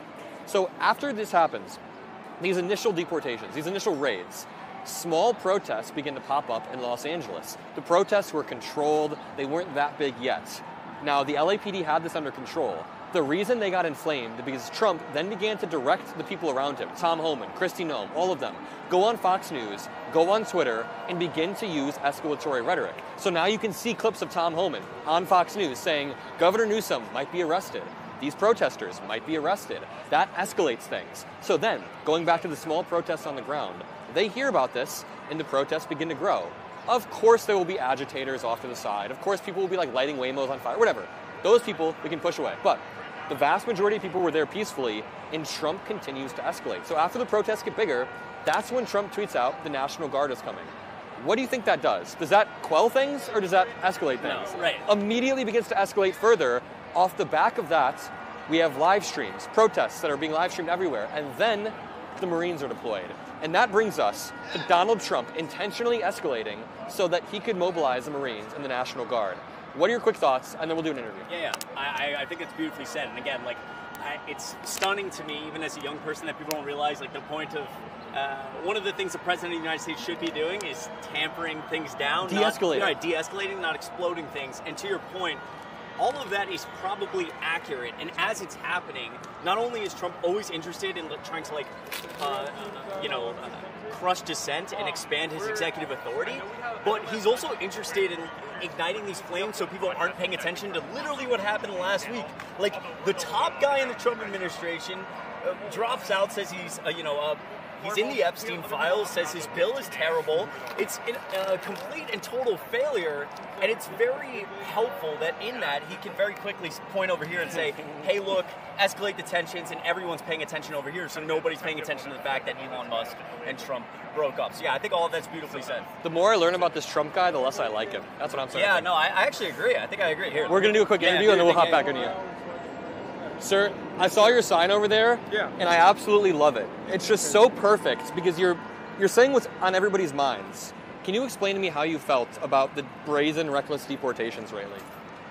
Well, it's ridiculous to be actually taking people who are here with legal status and taking it away from them, and then attacking people for being illegal. He's doing that with people with TPS. He's doing that with students, and he's doing that with people that were admitted with parole. We have lots of neighbors who are recent migrants and who are working very hard, who came. I have a neighbor who's crippled because she was attacked in Venezuela because she wouldn't pay bribes to thugs that were aligned with the government, and she's got to worry about being deported with her 2 children and her husband. And then I have friends that have been here since childhood, and because Congress has been unable to deliver any kind of immigration reform, they're trapped, undocumented. And now Trump is calling all of those people criminals. And it's absurd. They're contributing with their sweat. And we ought to have, as a nation, the courage to come up with solutions. And I'm talking Democrats as well as Republicans. Oh, yeah. Biden could have been a bit more present at the border, in my opinion. I'm not just talking about the border. Yeah, Democrats better pay attention. But the system in place there needs to be reformed, right? Yeah, of course it does. but you're not going to have solutions until you deal with people who are here in this country contributing for years and years and years. And Democrats are happy to give that lip service, while Republicans are happy to, demonize hardworking people as criminals. You know what I find uniquely disgusting, and you touched on this, is that people who are following the right procedures, who have a court date in 1 or 2 weeks, are still being targeted by the admin. And as you said, he then paints hardworking people who are following the procedures as criminals. So during the election cycle, I've been to like 50 different Trump rallies because I would go and debate them, and I would push back about immigration, about Ukraine, and I would try to win them over a little bit. A lot of them are winnable, but they go to the rally and they hear Trump's BS. But here's the thing. They would repeatedly say, we only want to deport people who are here illegally and committing crimes. That's what it is. We only want the criminals to be gone. But then after Trump gains power, he begins to surgically target people with temporary protected status. He begins to surgically target people who are weeks away from a court date. Is my analysis there right? Yeah, no, that's exactly what's happening. I mean, in the last few weeks, he's removed temporary protected status from people who've been here for years from Nepal. I think he's of course done it to Venezuelans, to Cubans, to Nicaraguans. He's about to do it to Hondurans who've been here for as long as 35 years, unable to get a path to citizenship, and all of a sudden they become undocumented. I agree with you that, we've actually looked very closely at the polls. What's happening with people that voted for Trump is at an almost 80% margin of primary voters, Republican primary voters. They support citizenship for dreamers. They're at 65% for long-term workers. So yes, they want secure borders, Republicans. Yes, they want criminals out, and they support President Trump on that. But Republican primary voters want solutions. In other words, the American people want humane solutions. Democrats, independents, Republicans, and they do not want the deportation of people that are putting roofs on houses or harvesting radishes or serving coffee. It's ridiculous. And now Trump is beginning to realize that. He sent out a post yesterday that said, I'm getting a lot of calls from our great farmers, and they're complaining that a lot of their best workers are being taken away. Trump is basically explicitly conceding that his deportation method was too aggressive. And it's insane. And what you're saying is right. When I go to these Trump rallies, it's kind of mind-boggling because at an individual level, everybody there is largely rational and nice to me. There are, of course, going to be crazy people. But I've been at Trump rallies where it's just someone like my aunt or my uncle who is like, hey, you seem like you're cold. Take these gloves and let's talk about how we can fix the border. So it's like normal people. But then there's this mob mentality when you get in the Trump crowd and they begin to chant, lock them up or deport them all or whatever. So I think Democrats need to reach out there, try to talk to the voters who are winnable. People like the Republican primary voters that you're talking about who agree that citizenship should be a viable pathway. So I guess the point is, a lot of times when you go online, it seems very grim. Like every single Trump supporter is very vile. But as you said, at an individual level, a lot of people do understand the importance of citizenship and everything. You know something?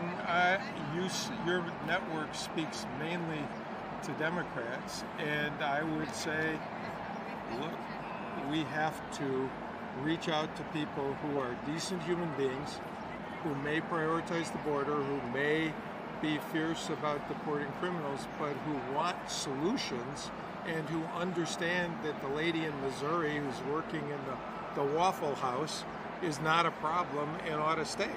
And we ought to fight to reach those people and fight to build a coalition that will be humane and win solutions. Of course the president knows it. He works in hotels.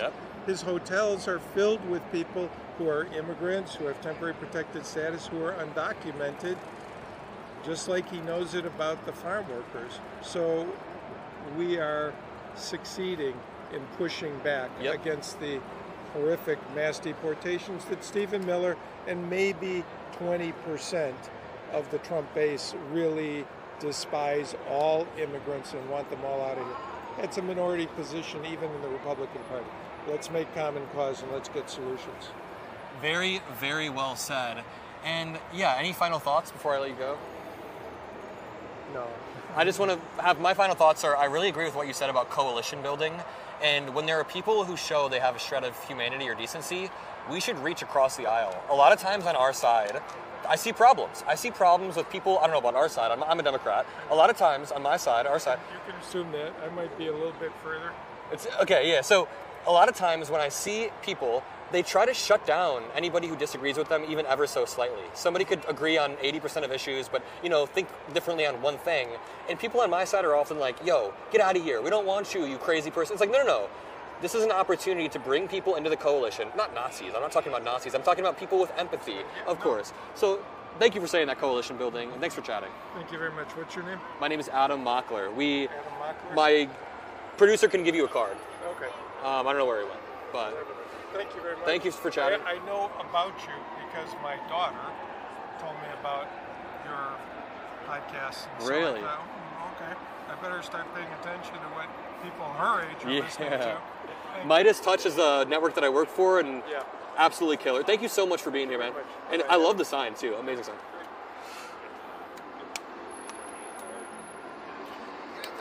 Yeah, you want to chat? Yeah, man. It's really nice to meet you. Nice to meet you as well. What's your name? My name's Ben. Ben. From Chicago. Thanks for hopping on camera, man. What does your sign say? Happy birthday to you. I love it. You know who we're talking about here? Yeah. Don't have to name any names, but it's implied. I've been dropping likes and leaving blue hearts on you, man. Dude, I appreciate that more than you know. That means so much. Tell me, Yep. what issue is the top of your mind? What brings you out here the most? The ICE, man, is like nothing I have ever seen in this country. I have immigrants near and dear to my heart. I work with immigrants, and this is not the way to go, America. Not at all. Like, if you're not in that situation, picture yourself being where all of your belongings, all of your loved ones, everything is left behind, and you're dumped somewhere where you've never been before. That's not the way to go. The crazy part is, the Latinos for Trump owner, one of the co-founders, came out recently and admonished Trump and said, we can't be targeting people who are following the proper procedures. There are people 1 or 2 weeks away from a court date that they've been waiting for years, and what ICE does is they target those people who are like weeks away. They go to the courthouse. They go to the courthouse. You're doing everything exactly right. And, I mean, I know people that are going through this, and, you know, they put time, they put energy, they put money, they put blood, sweat, and tears to just be a part of America and live amongst you and, you know, like, have that opportunity and doing nothing wrong. You know what? There's bad apples with white people. There's bad apples with everybody. There's, you know, don't put it on everybody. Yeah, exactly. And here's the middle ground. If there is somebody here illegally who has committed a repeated slew of crimes, and you can prove that in a court with due process, we're not going to object getting a criminal, an actual criminal, but you can't generalize and say that people who are working at nail salons or people who are working at hotels are criminals. Because then you create this heated environment, and it leads directly to what we saw this morning, where Democratic lawmakers were shot. Now, maybe not the anti-immigrant rhetoric, but the rhetoric this admin uses leads to an escalatory nature. Can I ask you, what would you say to any Republicans who are listening? As you said, you want them to add some empathy and put themselves through. What would you say to Republicans who are just lacking empathy right now? I think what we need to go back to is not treating politics like it's a sports. You know, like, it just got ridiculous. It blew up. I mean, people used to talk, John McCain, you know, Obama, stuff like that. There's perfect examples of all of that. When I grew up, I was talking to some of your people earlier. It's like, I'm 43, and you guys, you know, I watch you guys, and you guys are younger, and I love that because there's plenty of old people that are still running this. It's not America today, and it's not the way it's supposed to be. You know, we don't have to watch C-SPAN and watch Marjorie just bam, bam, bam, in your face, like, pump the brakes, you know, because take a look around, you know, more people are watching this than the military parade. Yep, exactly. Actually, we're absolutely rolling the military parade, not only with this turnout, but we have turnout in all 50 states. I don't even know what's going on there. Nobody knows, nobody cares. We had like 20,000 people watching. That means 20,000 people that aren't paying attention to the military parade. Exactly. So it's a good use. Not that I don't love the military. The military, and I think the Democrats should be pro-military, show that we are pro-veteran, we like the American flag. There are certain things Democrats shouldn't be scared to reclaim. You know what I mean? The veterans are getting pounced on right now. Yeah. You know? And that's not how we should treat them. I think the U.S. military is a good thing. Yeah. And I will always say to people who are super far left and think we need to, like, abolish the military or whatever, no. the military is a solid thing, but we just can't have authoritarian leaders controlling it and sending it to other states. Absolutely. Let's talk about Elon Musk. Speaking of turning this into a sport, or like a WWE match, what do you think about the WWE-esque blow-up on Twitter about a week ago? Well, the Department of Education's got the Linda McMahon, so I don't know. True, literally WWE. I apologize. What was your question? How do you feel about the WWE-type blow-up that we saw with Elon Musk, Trump? I mean, that day, I was watching you guys. Every single new tweet that happened, I'm texting my wife. I'm like, I don't know what the hell's going on, but man, I think, a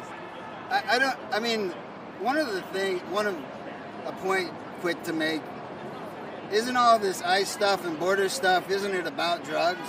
And we haven't even tried to contact the providers for Elon Musk? Yeah, literally. Who is providing Elon Musk the drugs? And if we don't want drug dealers coming over the border, why are we allowing them in the White House? Exactly. It's insane. I don't know. Thank you so much for chatting with us, man. It's really nice. I'm going to keep watching you. Everybody do. Okay? Thank you, man. Appreciate that. Thank you. You want to chat? Yeah, for Let's sure. do it. How are you? Chris, you want to hop in? No, you That's your backpack, so don't forget. Okay. You can stand right here. Okay, perfect. What's your name? I'm Demi Palachuk. And say that one more time. Demi? Yeah, Demi Palachuk. Do you live in Chicago? I do. I'm the 46th Ward Democratic President. Really? Yes. Well, thank you for being out here. Thank you for your presence. Before we even begin, can I see what your shirt says? Yes. It's just a bunch of dog butts, and it's all of, it's Trump and all of his friends, and it just says that they're assholes. A bunch of assholes. Let's see. I'm assuming that's Ted Cruz. Yes. Elon Musk. J.D. Vance. Yeah. Donald Trump. Mitch McConnell. Jim Jordan. Yes. Lindsey Graham. Yes. Matt Gaetz. Yes. Of course, Interesting. I feel like Matt Gaetz could be bigger, but it's Matt fine. Gaetz should be a little bit. He's a huge asshole. He's a So, huge asshole. what about this sign? If not dictator, why shape like dictator? Why dictator And little shaped? hands, obviously. I love it. And I'm in the military, so I had to show a tank. Why does he have such big lips, though? Because he's always yapping? Yeah, and they're dry as fuck. Yeah. So, on a more serious note, Yeah. over the past 6 months, what's been on the top of your mind, issue-wise? I mean, everything, like from women's rights. Again, like I said, I'm in the military, so I have a lot of trans soldiers who are now getting kicked out. Some have a ribbon rack 10 times bigger than anyone I've ever seen, and you're just going to make them leave. Yeah. Also, he got rid of all of our sexual harassment precautions and safeties, so there's not really anyone to report sexual harassment to right now, or equal opportunity issues. So if you're harassed, it's just going to be a thing, right? That's insane. Yeah. I mean, I read about that, but it's just insane that Trump, in this top-down manner, was able to influence so much social change that we are now reverting back to 70 years ago and how maybe not even 70, 20 years ago, and how harassment policies were. What's your message to young women in America, or women of any age, who feel like it's been grim lately? I mean, we need you out here. We need silence is compliance. We need everybody on the ground. We need everyone door knocking for candidates. We need to get them out. There's a lot of things that we can be doing. Join all your local organizations. It's a quick Google or Instagram search, TikTok search. We're all over, and we just need bodies. We need hands. Can you tell me a little bit about the local organizations you're involved in and what you guys do? Because I've been wanting to go to more local orgs and get involved and be hands-on. Let me know, how can I help? Yeah, I actually think you're in my ward if you're up north. Really? Someone just told me that you're... We'll talk about it off stream, where I live. Totally. So basically what we do is get the vote out. We make sure all of our voters are educated in what they're, either side. We're going to be non-biased, but obviously we're pretty biased with what's going on. Just making sure everyone has the resources they have. If it's a senior citizen, they don't know where to go, or they need a ride, we'll do that. If we're getting younger people registered to vote, we'll do that as well. So, and then we do a lot of fun events too. We do a lot of pride events. We do a lot of drag bingo.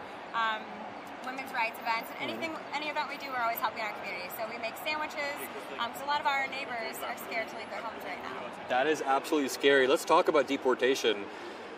I keep saying this, but one of the things that pisses me off a lot, I mean, everything pisses me off, but there are a few stories of, not a few, there are a lot of stories of people a few weeks away from their court dates, following the processes, about to get some sort of status, and then Trump and ICE target people who are on the verge of going through the right process. How do you feel about this lack of due process and this aggressive deportation lately? I mean, it's disgusting and illegal and terrifying. And also that's not, I mean, I'm from Southern Illinois, so I know, I see Facebook, I see all their arguments. It's not that's not true. Yeah. That's just propaganda, and you've fallen for it. Mm-hmm. They are doing it the legal way. They came here on visas, and if they didn't, I actually don't care because it's on stolen land.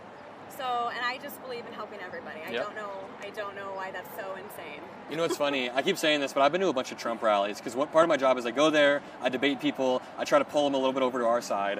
Whenever I'm talking to Trump supporters, I have hundreds of hours of footage of them largely being nice people, but they're like, anybody who's brown, deport them. I don't care, deport them. It's very hateful. When I came here, we saw someone waving like a big heart flag. And then we asked them, what do you want? They're like, we just want everyone to love everybody. And then you're like, we just want peace. We just want people to love each other. I feel like there is a fundamental, dichotomy between how the two sides operate. And I guess if you watch Fox News, you only see one video of like a Waymo car burning and you think everybody on the left just burns Waymo cars. But this is more indicative of how people on the left think, right? I mean, yes, like we've thought everything out here. We have porta potties, which I know that they make them go like walk 2 miles to use a restroom at any of their rallies.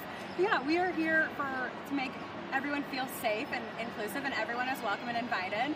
And I mean, that's also why I left religion completely, because like all of the religions, that's what they teach, and then you're not doing that. You just left on Sunday, and now you're happy that a child got, ripped up at the border. Yep. That's disgusting. Yep.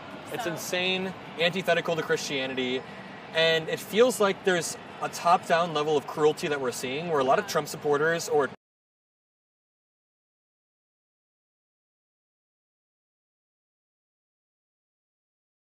of Marco a decade ago, he wasn't the same person. Marco Rubio was like a nice dude. He was normal. He's now this cruel, vile creature, and I think it's because of Trumpism, right? Yeah, and I mean, I think that's like the biggest concern for me in a leadership position is I'm not a teacher. How do I teach empathy? Yeah. I don't know how to teach empathy. I just have always had that, and I've always worried about other people.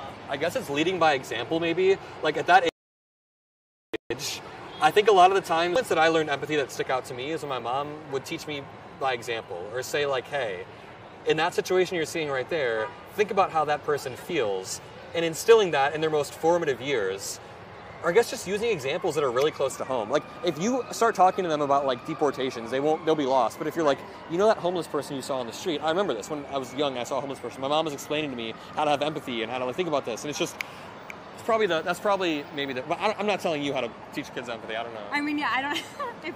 If their parents couldn't do it, I don't know if we can. True. We gotta try, though, True. You can indoctrinate them with, like, books about trans sex. Yeah, I don't know why we can't just unplug Fox. If, like, they didn't get fed this, they would have no idea what to do. They're not going to read a book, so. Shit, maybe we do need books in children's classrooms radicalizing them. Wild to have a library, right? Yeah, for real. Thank you so much for chatting. Thank you. Appreciate you for being out here. Yeah, thank you for everything. I'm going to give you my card, too. Yeah, sweet. Yeah, let's do it.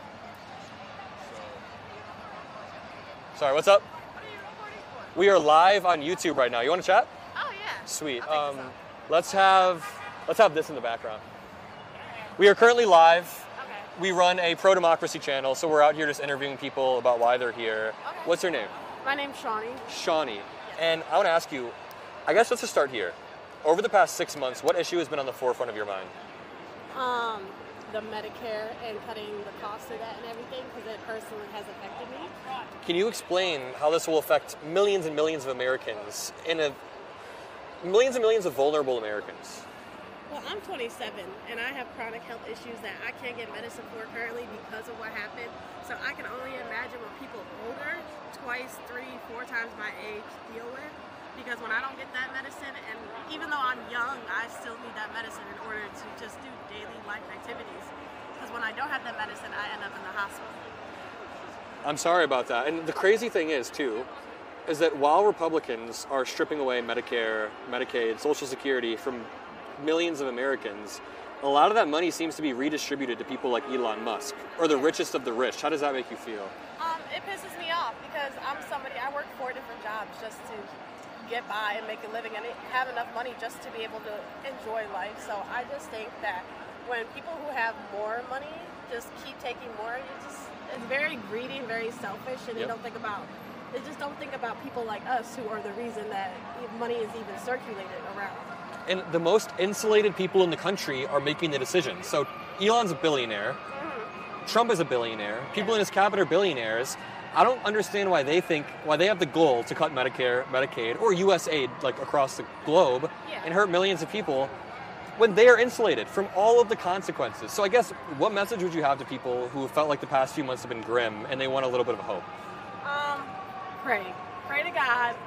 Just pray, because praying is the reason I'm still on this earth. And honestly, no matter what you believe in, just know that, like, even though all this is going on and it sucks, it's like so bad, that there's gonna be brighter days ahead. And I just pray to God we get through this quicker than we need to. This is a decently bright day. I don't mean literally, I mean like we have a bunch of... Yeah, the sun came out. Literally it's sun, yeah. But we also have a bunch of like-minded people walking around. I see young people, I see old people, I see a diverse amount of people, all with the same like-minded goal of stopping fascism. No kings, stop taking away Medicaid and Medicare.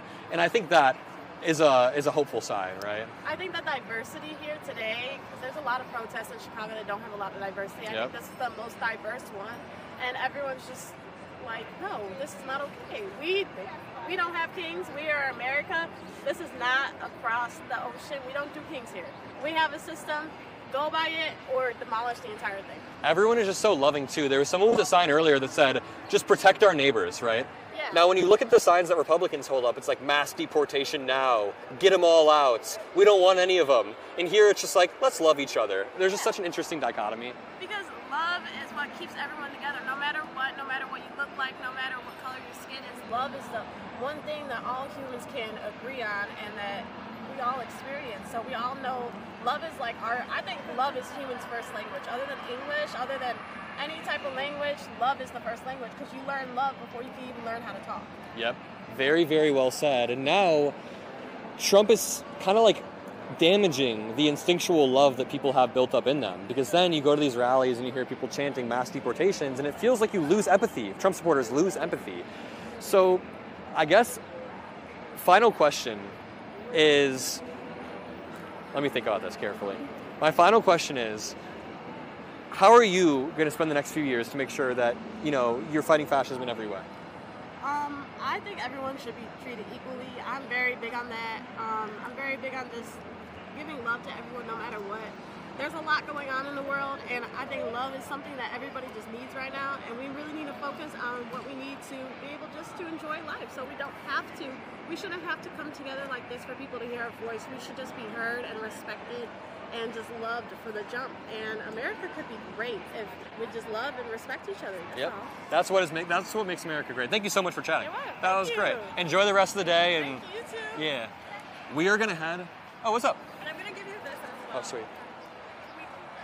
You want to talk? Yeah, of course. okay. Yeah, of course. What's your name? Guadalupe Rivera. Lupe. First of all, let's start by reading off your sign. Yeah, so it says ICE, and it means state-sanctioned kidnappings, and they're kidnapping children. I'm a teacher, so this is really important to me, especially here in Chicago. We've been seeing ICE show up in front of our schools, kidnapping parents, and even kidnapping children when they're going to just down the block to meet with their parents. So it's terrifying, and I'm really happy that you guys are out here bringing national attention to this, and I'm happy that people all across the nation are gathered today to protest Trump and let him know that this is not okay and that we're not going to stand for his fascism. Well, thank you for being out here as well. And what message would you have to Republicans who are watching about empathy? Because I feel like there's a fundamental lack of empathy when looking at these things, when seeing kids being torn apart. What would your message be? You know, I teach social emotional learning. So one of the things that I teach my students is that you don't have to like everybody, but you do know how to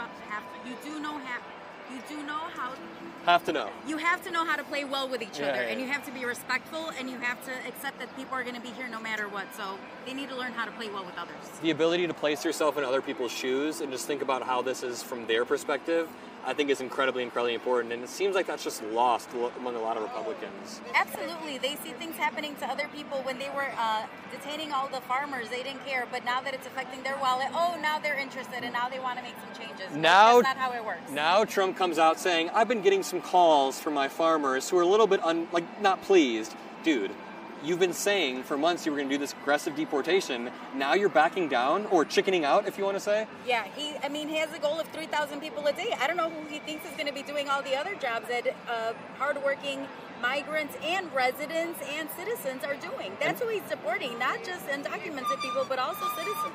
And that's why we're seeing nail salons or elementary schools or, work sites being raided, because they have to meet that quota of 3,000, this arbitrary quota that basically just leads to more aggression, right? Yeah, well, and that's why they're picking up everybody and anybody, Yep. regardless of their status, because they're trying to meet some number, and indiscriminately, they're going to be picking up people left and right, unfortunately. Well, it seems like the Trump administration is underwater on every single issue, and immigration is now one of those. Deportations is now one of those. That's one of the issues that the Trump admin had an edge on, I would say. Now it's gone. They're underwater on it, and that's because we're out here. So thank you for being out here so much. Thank you guys, too. I hope you have a great day and be safe. Thank you. You as well. We are headed to Trump Tower, because apparently they're protesting outside Trump Tower.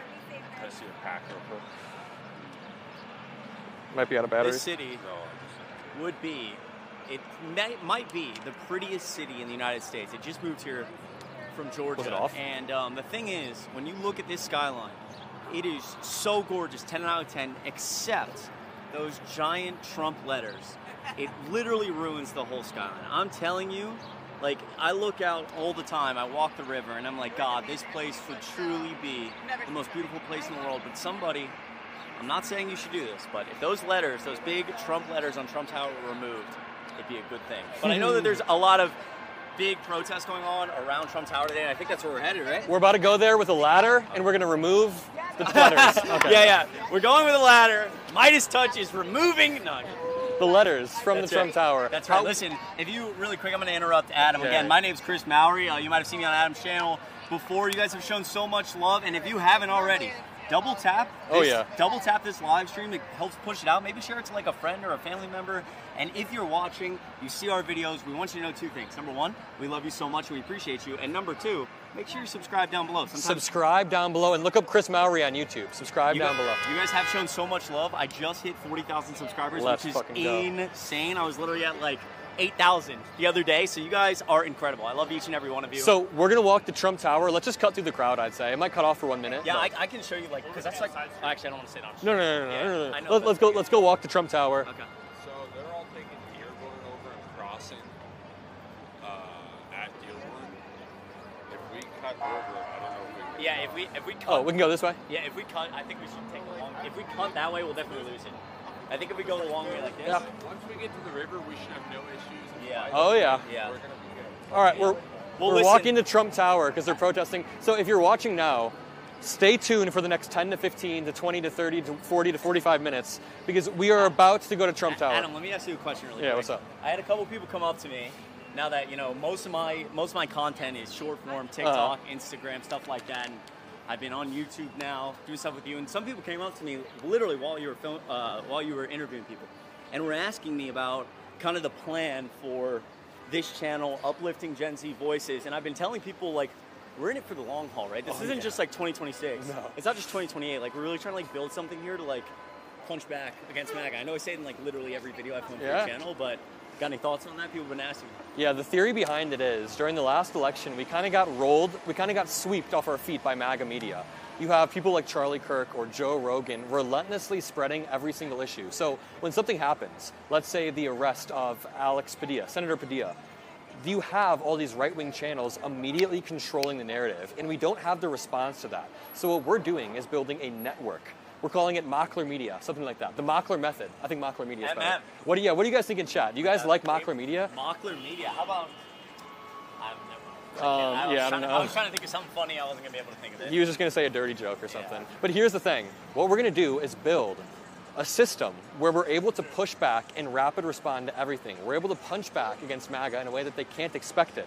So whether it's us doing debates, us doing breaking news videos, or live streams like this, where 15,000, someone told me we had 30,000 people watching earlier, which means that we are pulling like primetime numbers. Sorry, it's gonna get loud.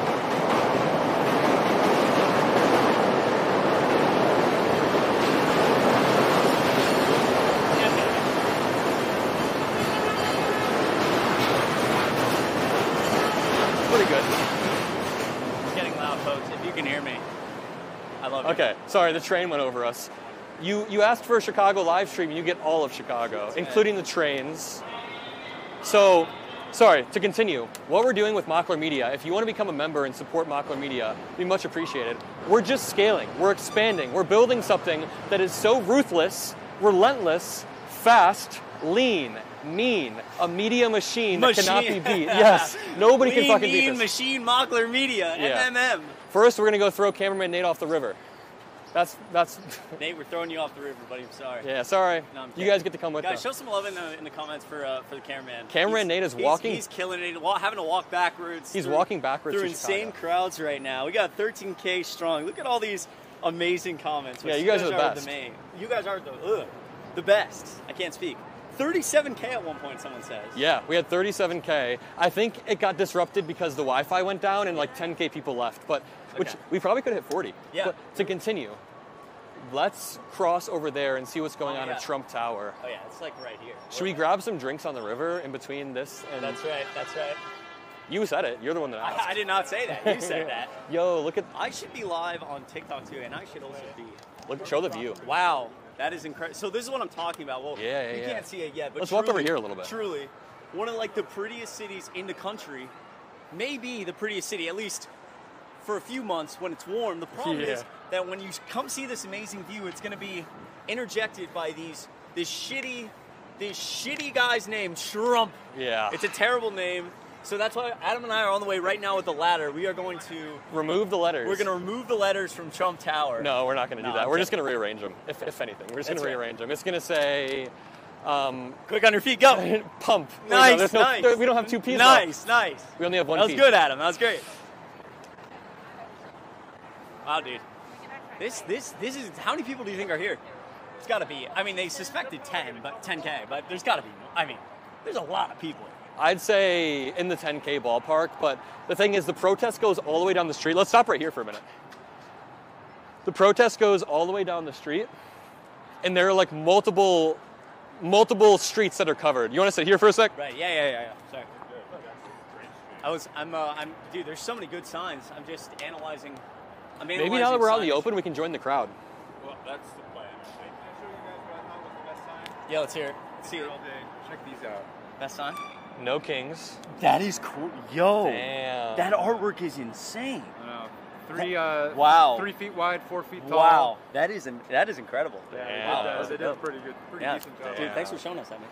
For the people that didn't get to see, people were holding all these boards that had like cards on them, like the Ace of Spades or the Joker, but all of them said, what's it, like Trump's, what did it say on there? No king. It was like the king card. I don't know. I'm butchering it. No, you're fine. Sorry. I'm sorry. There's other guys. We're getting a little overstimulated here, trying to garner our surroundings. Yeah, those were really cool. It was basically this really impressive artwork that said like an eight, like playing cards, one with an ace, a king. Obviously, no kings. The artwork was just like out of this world. We might be able to join the crowd without things getting. Give me one second. Can I? Yeah. Thanks.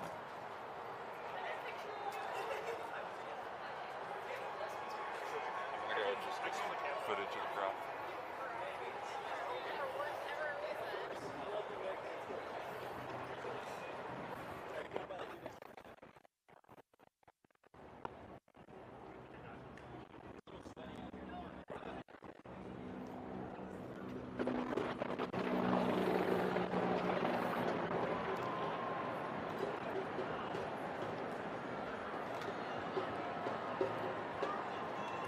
Yo, we're still here, guys. We're about to join the crowd.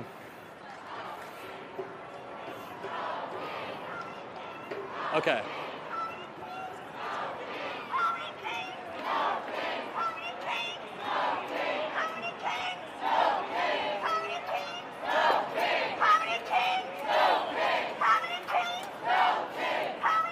Wow. Do you still have connection? Nice.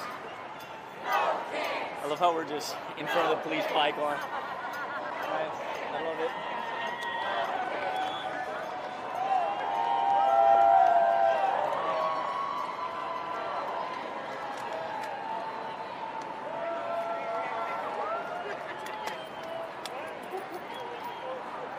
How many kings? No kings. Should we join? Yeah. Look at that big sign right there. Holy shit. Wait, let's get this sign. Guys, Chicago is alive. There's no Kings protest. How are we feeling? Amazing. I watch you all the time. Thank you. I appreciate that more than you know. Amazing. This guy's amazing. No faux king way. I like it. I like it. Thanks for being out here, man. Wow. All right, we're about to walk. Oh my! Whoa! What is this? Look at this. What is this? Only in Chicago. Okay. Thank you, man. Thank you for Keep your being shit here. up, man. Thank you. Thank you for being here, man. I appreciate it more than you. Look at this. Okay. Blue hearts for cameraman Nate walking backwards through the crowd. What's up? Hey, how are you? How you doing? Nice to meet you. What's your name? Karen. Karen. You're on camera. Do you want to say what's up? Yes. What brought you out here, Karen? Oh, what brought me out here? Yeah. Well, you brought me out here. Ooh. We're not up with kings. We already fought fascists in World War II. We overtook a mad king way back when. We are not down with this, and so we're out here using our power, our voices, because we the people have the power, not the mad king occupying the White House. You know, he's doing an absolutely pathetic display in D.C. right now with military parades and tanks. But we're out here, millions of us, not here, but across the country, millions of people across the country with like-minded beliefs about democracy, about anti-fascism, all mobilizing. I don't think he can keep up. I think Trump's going to crater his approval rating over the next few weeks. So too, and he's scared, and that's what we're seeing now. There's all this desperation, you know, the on again, off again, you know, tariffs, you know, the mass deportations. Him, you know, he's Taco King, and you know, he chickens out on everything. The tariffs. Now he's backtracking on the deportations. But you know, the thing of it is, Adam, the damage is done. Yeah. He already has done so much damage to this country. And I mean, I do believe that, you know, it's like a weed.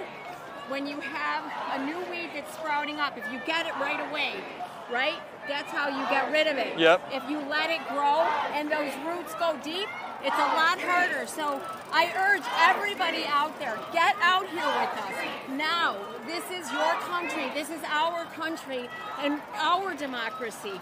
We have the power as long as we all unite together and fight for it. That was powerful. You're better than like half the politicians in our party at mobilizing people. Thank you. And I have True Blue Politics podcast. We'd love to have you on sometime. Let me know. Let me know. Okay, I'll reach out. So when it comes to Elon Musk, what have been your thoughts about this feud that broke out about a week ago? You know, I'm wondering if it's a little bit of theater. You know, just for the drama. On Elon's part, I think it is. I think he's being theatrical, but I think Trump is a little bit pissed off that Elon said that. I think he is, because he's a little man with little hands and a thin skin. Yeah. But, you know, the thing of it is, there's a lot of distractions out there, Adam, and the reality is Project 2025 is real. Yep. It's a 920-page manifesto that got started at the end of the 70s under the Heritage Foundation, and they just found the next Republican president to fulfill what they wanted to do. Yep. So this has been going on for a long time with the Republicans. And now they've got the guy that's going to carry it out. And my fear is, because now you have Russell Vought. Yep. He's in there now, taking over for Doge, right, for Elon. And then you've got Homan. I mean, they're carrying it out. They've already gone through, what, like 100 and some.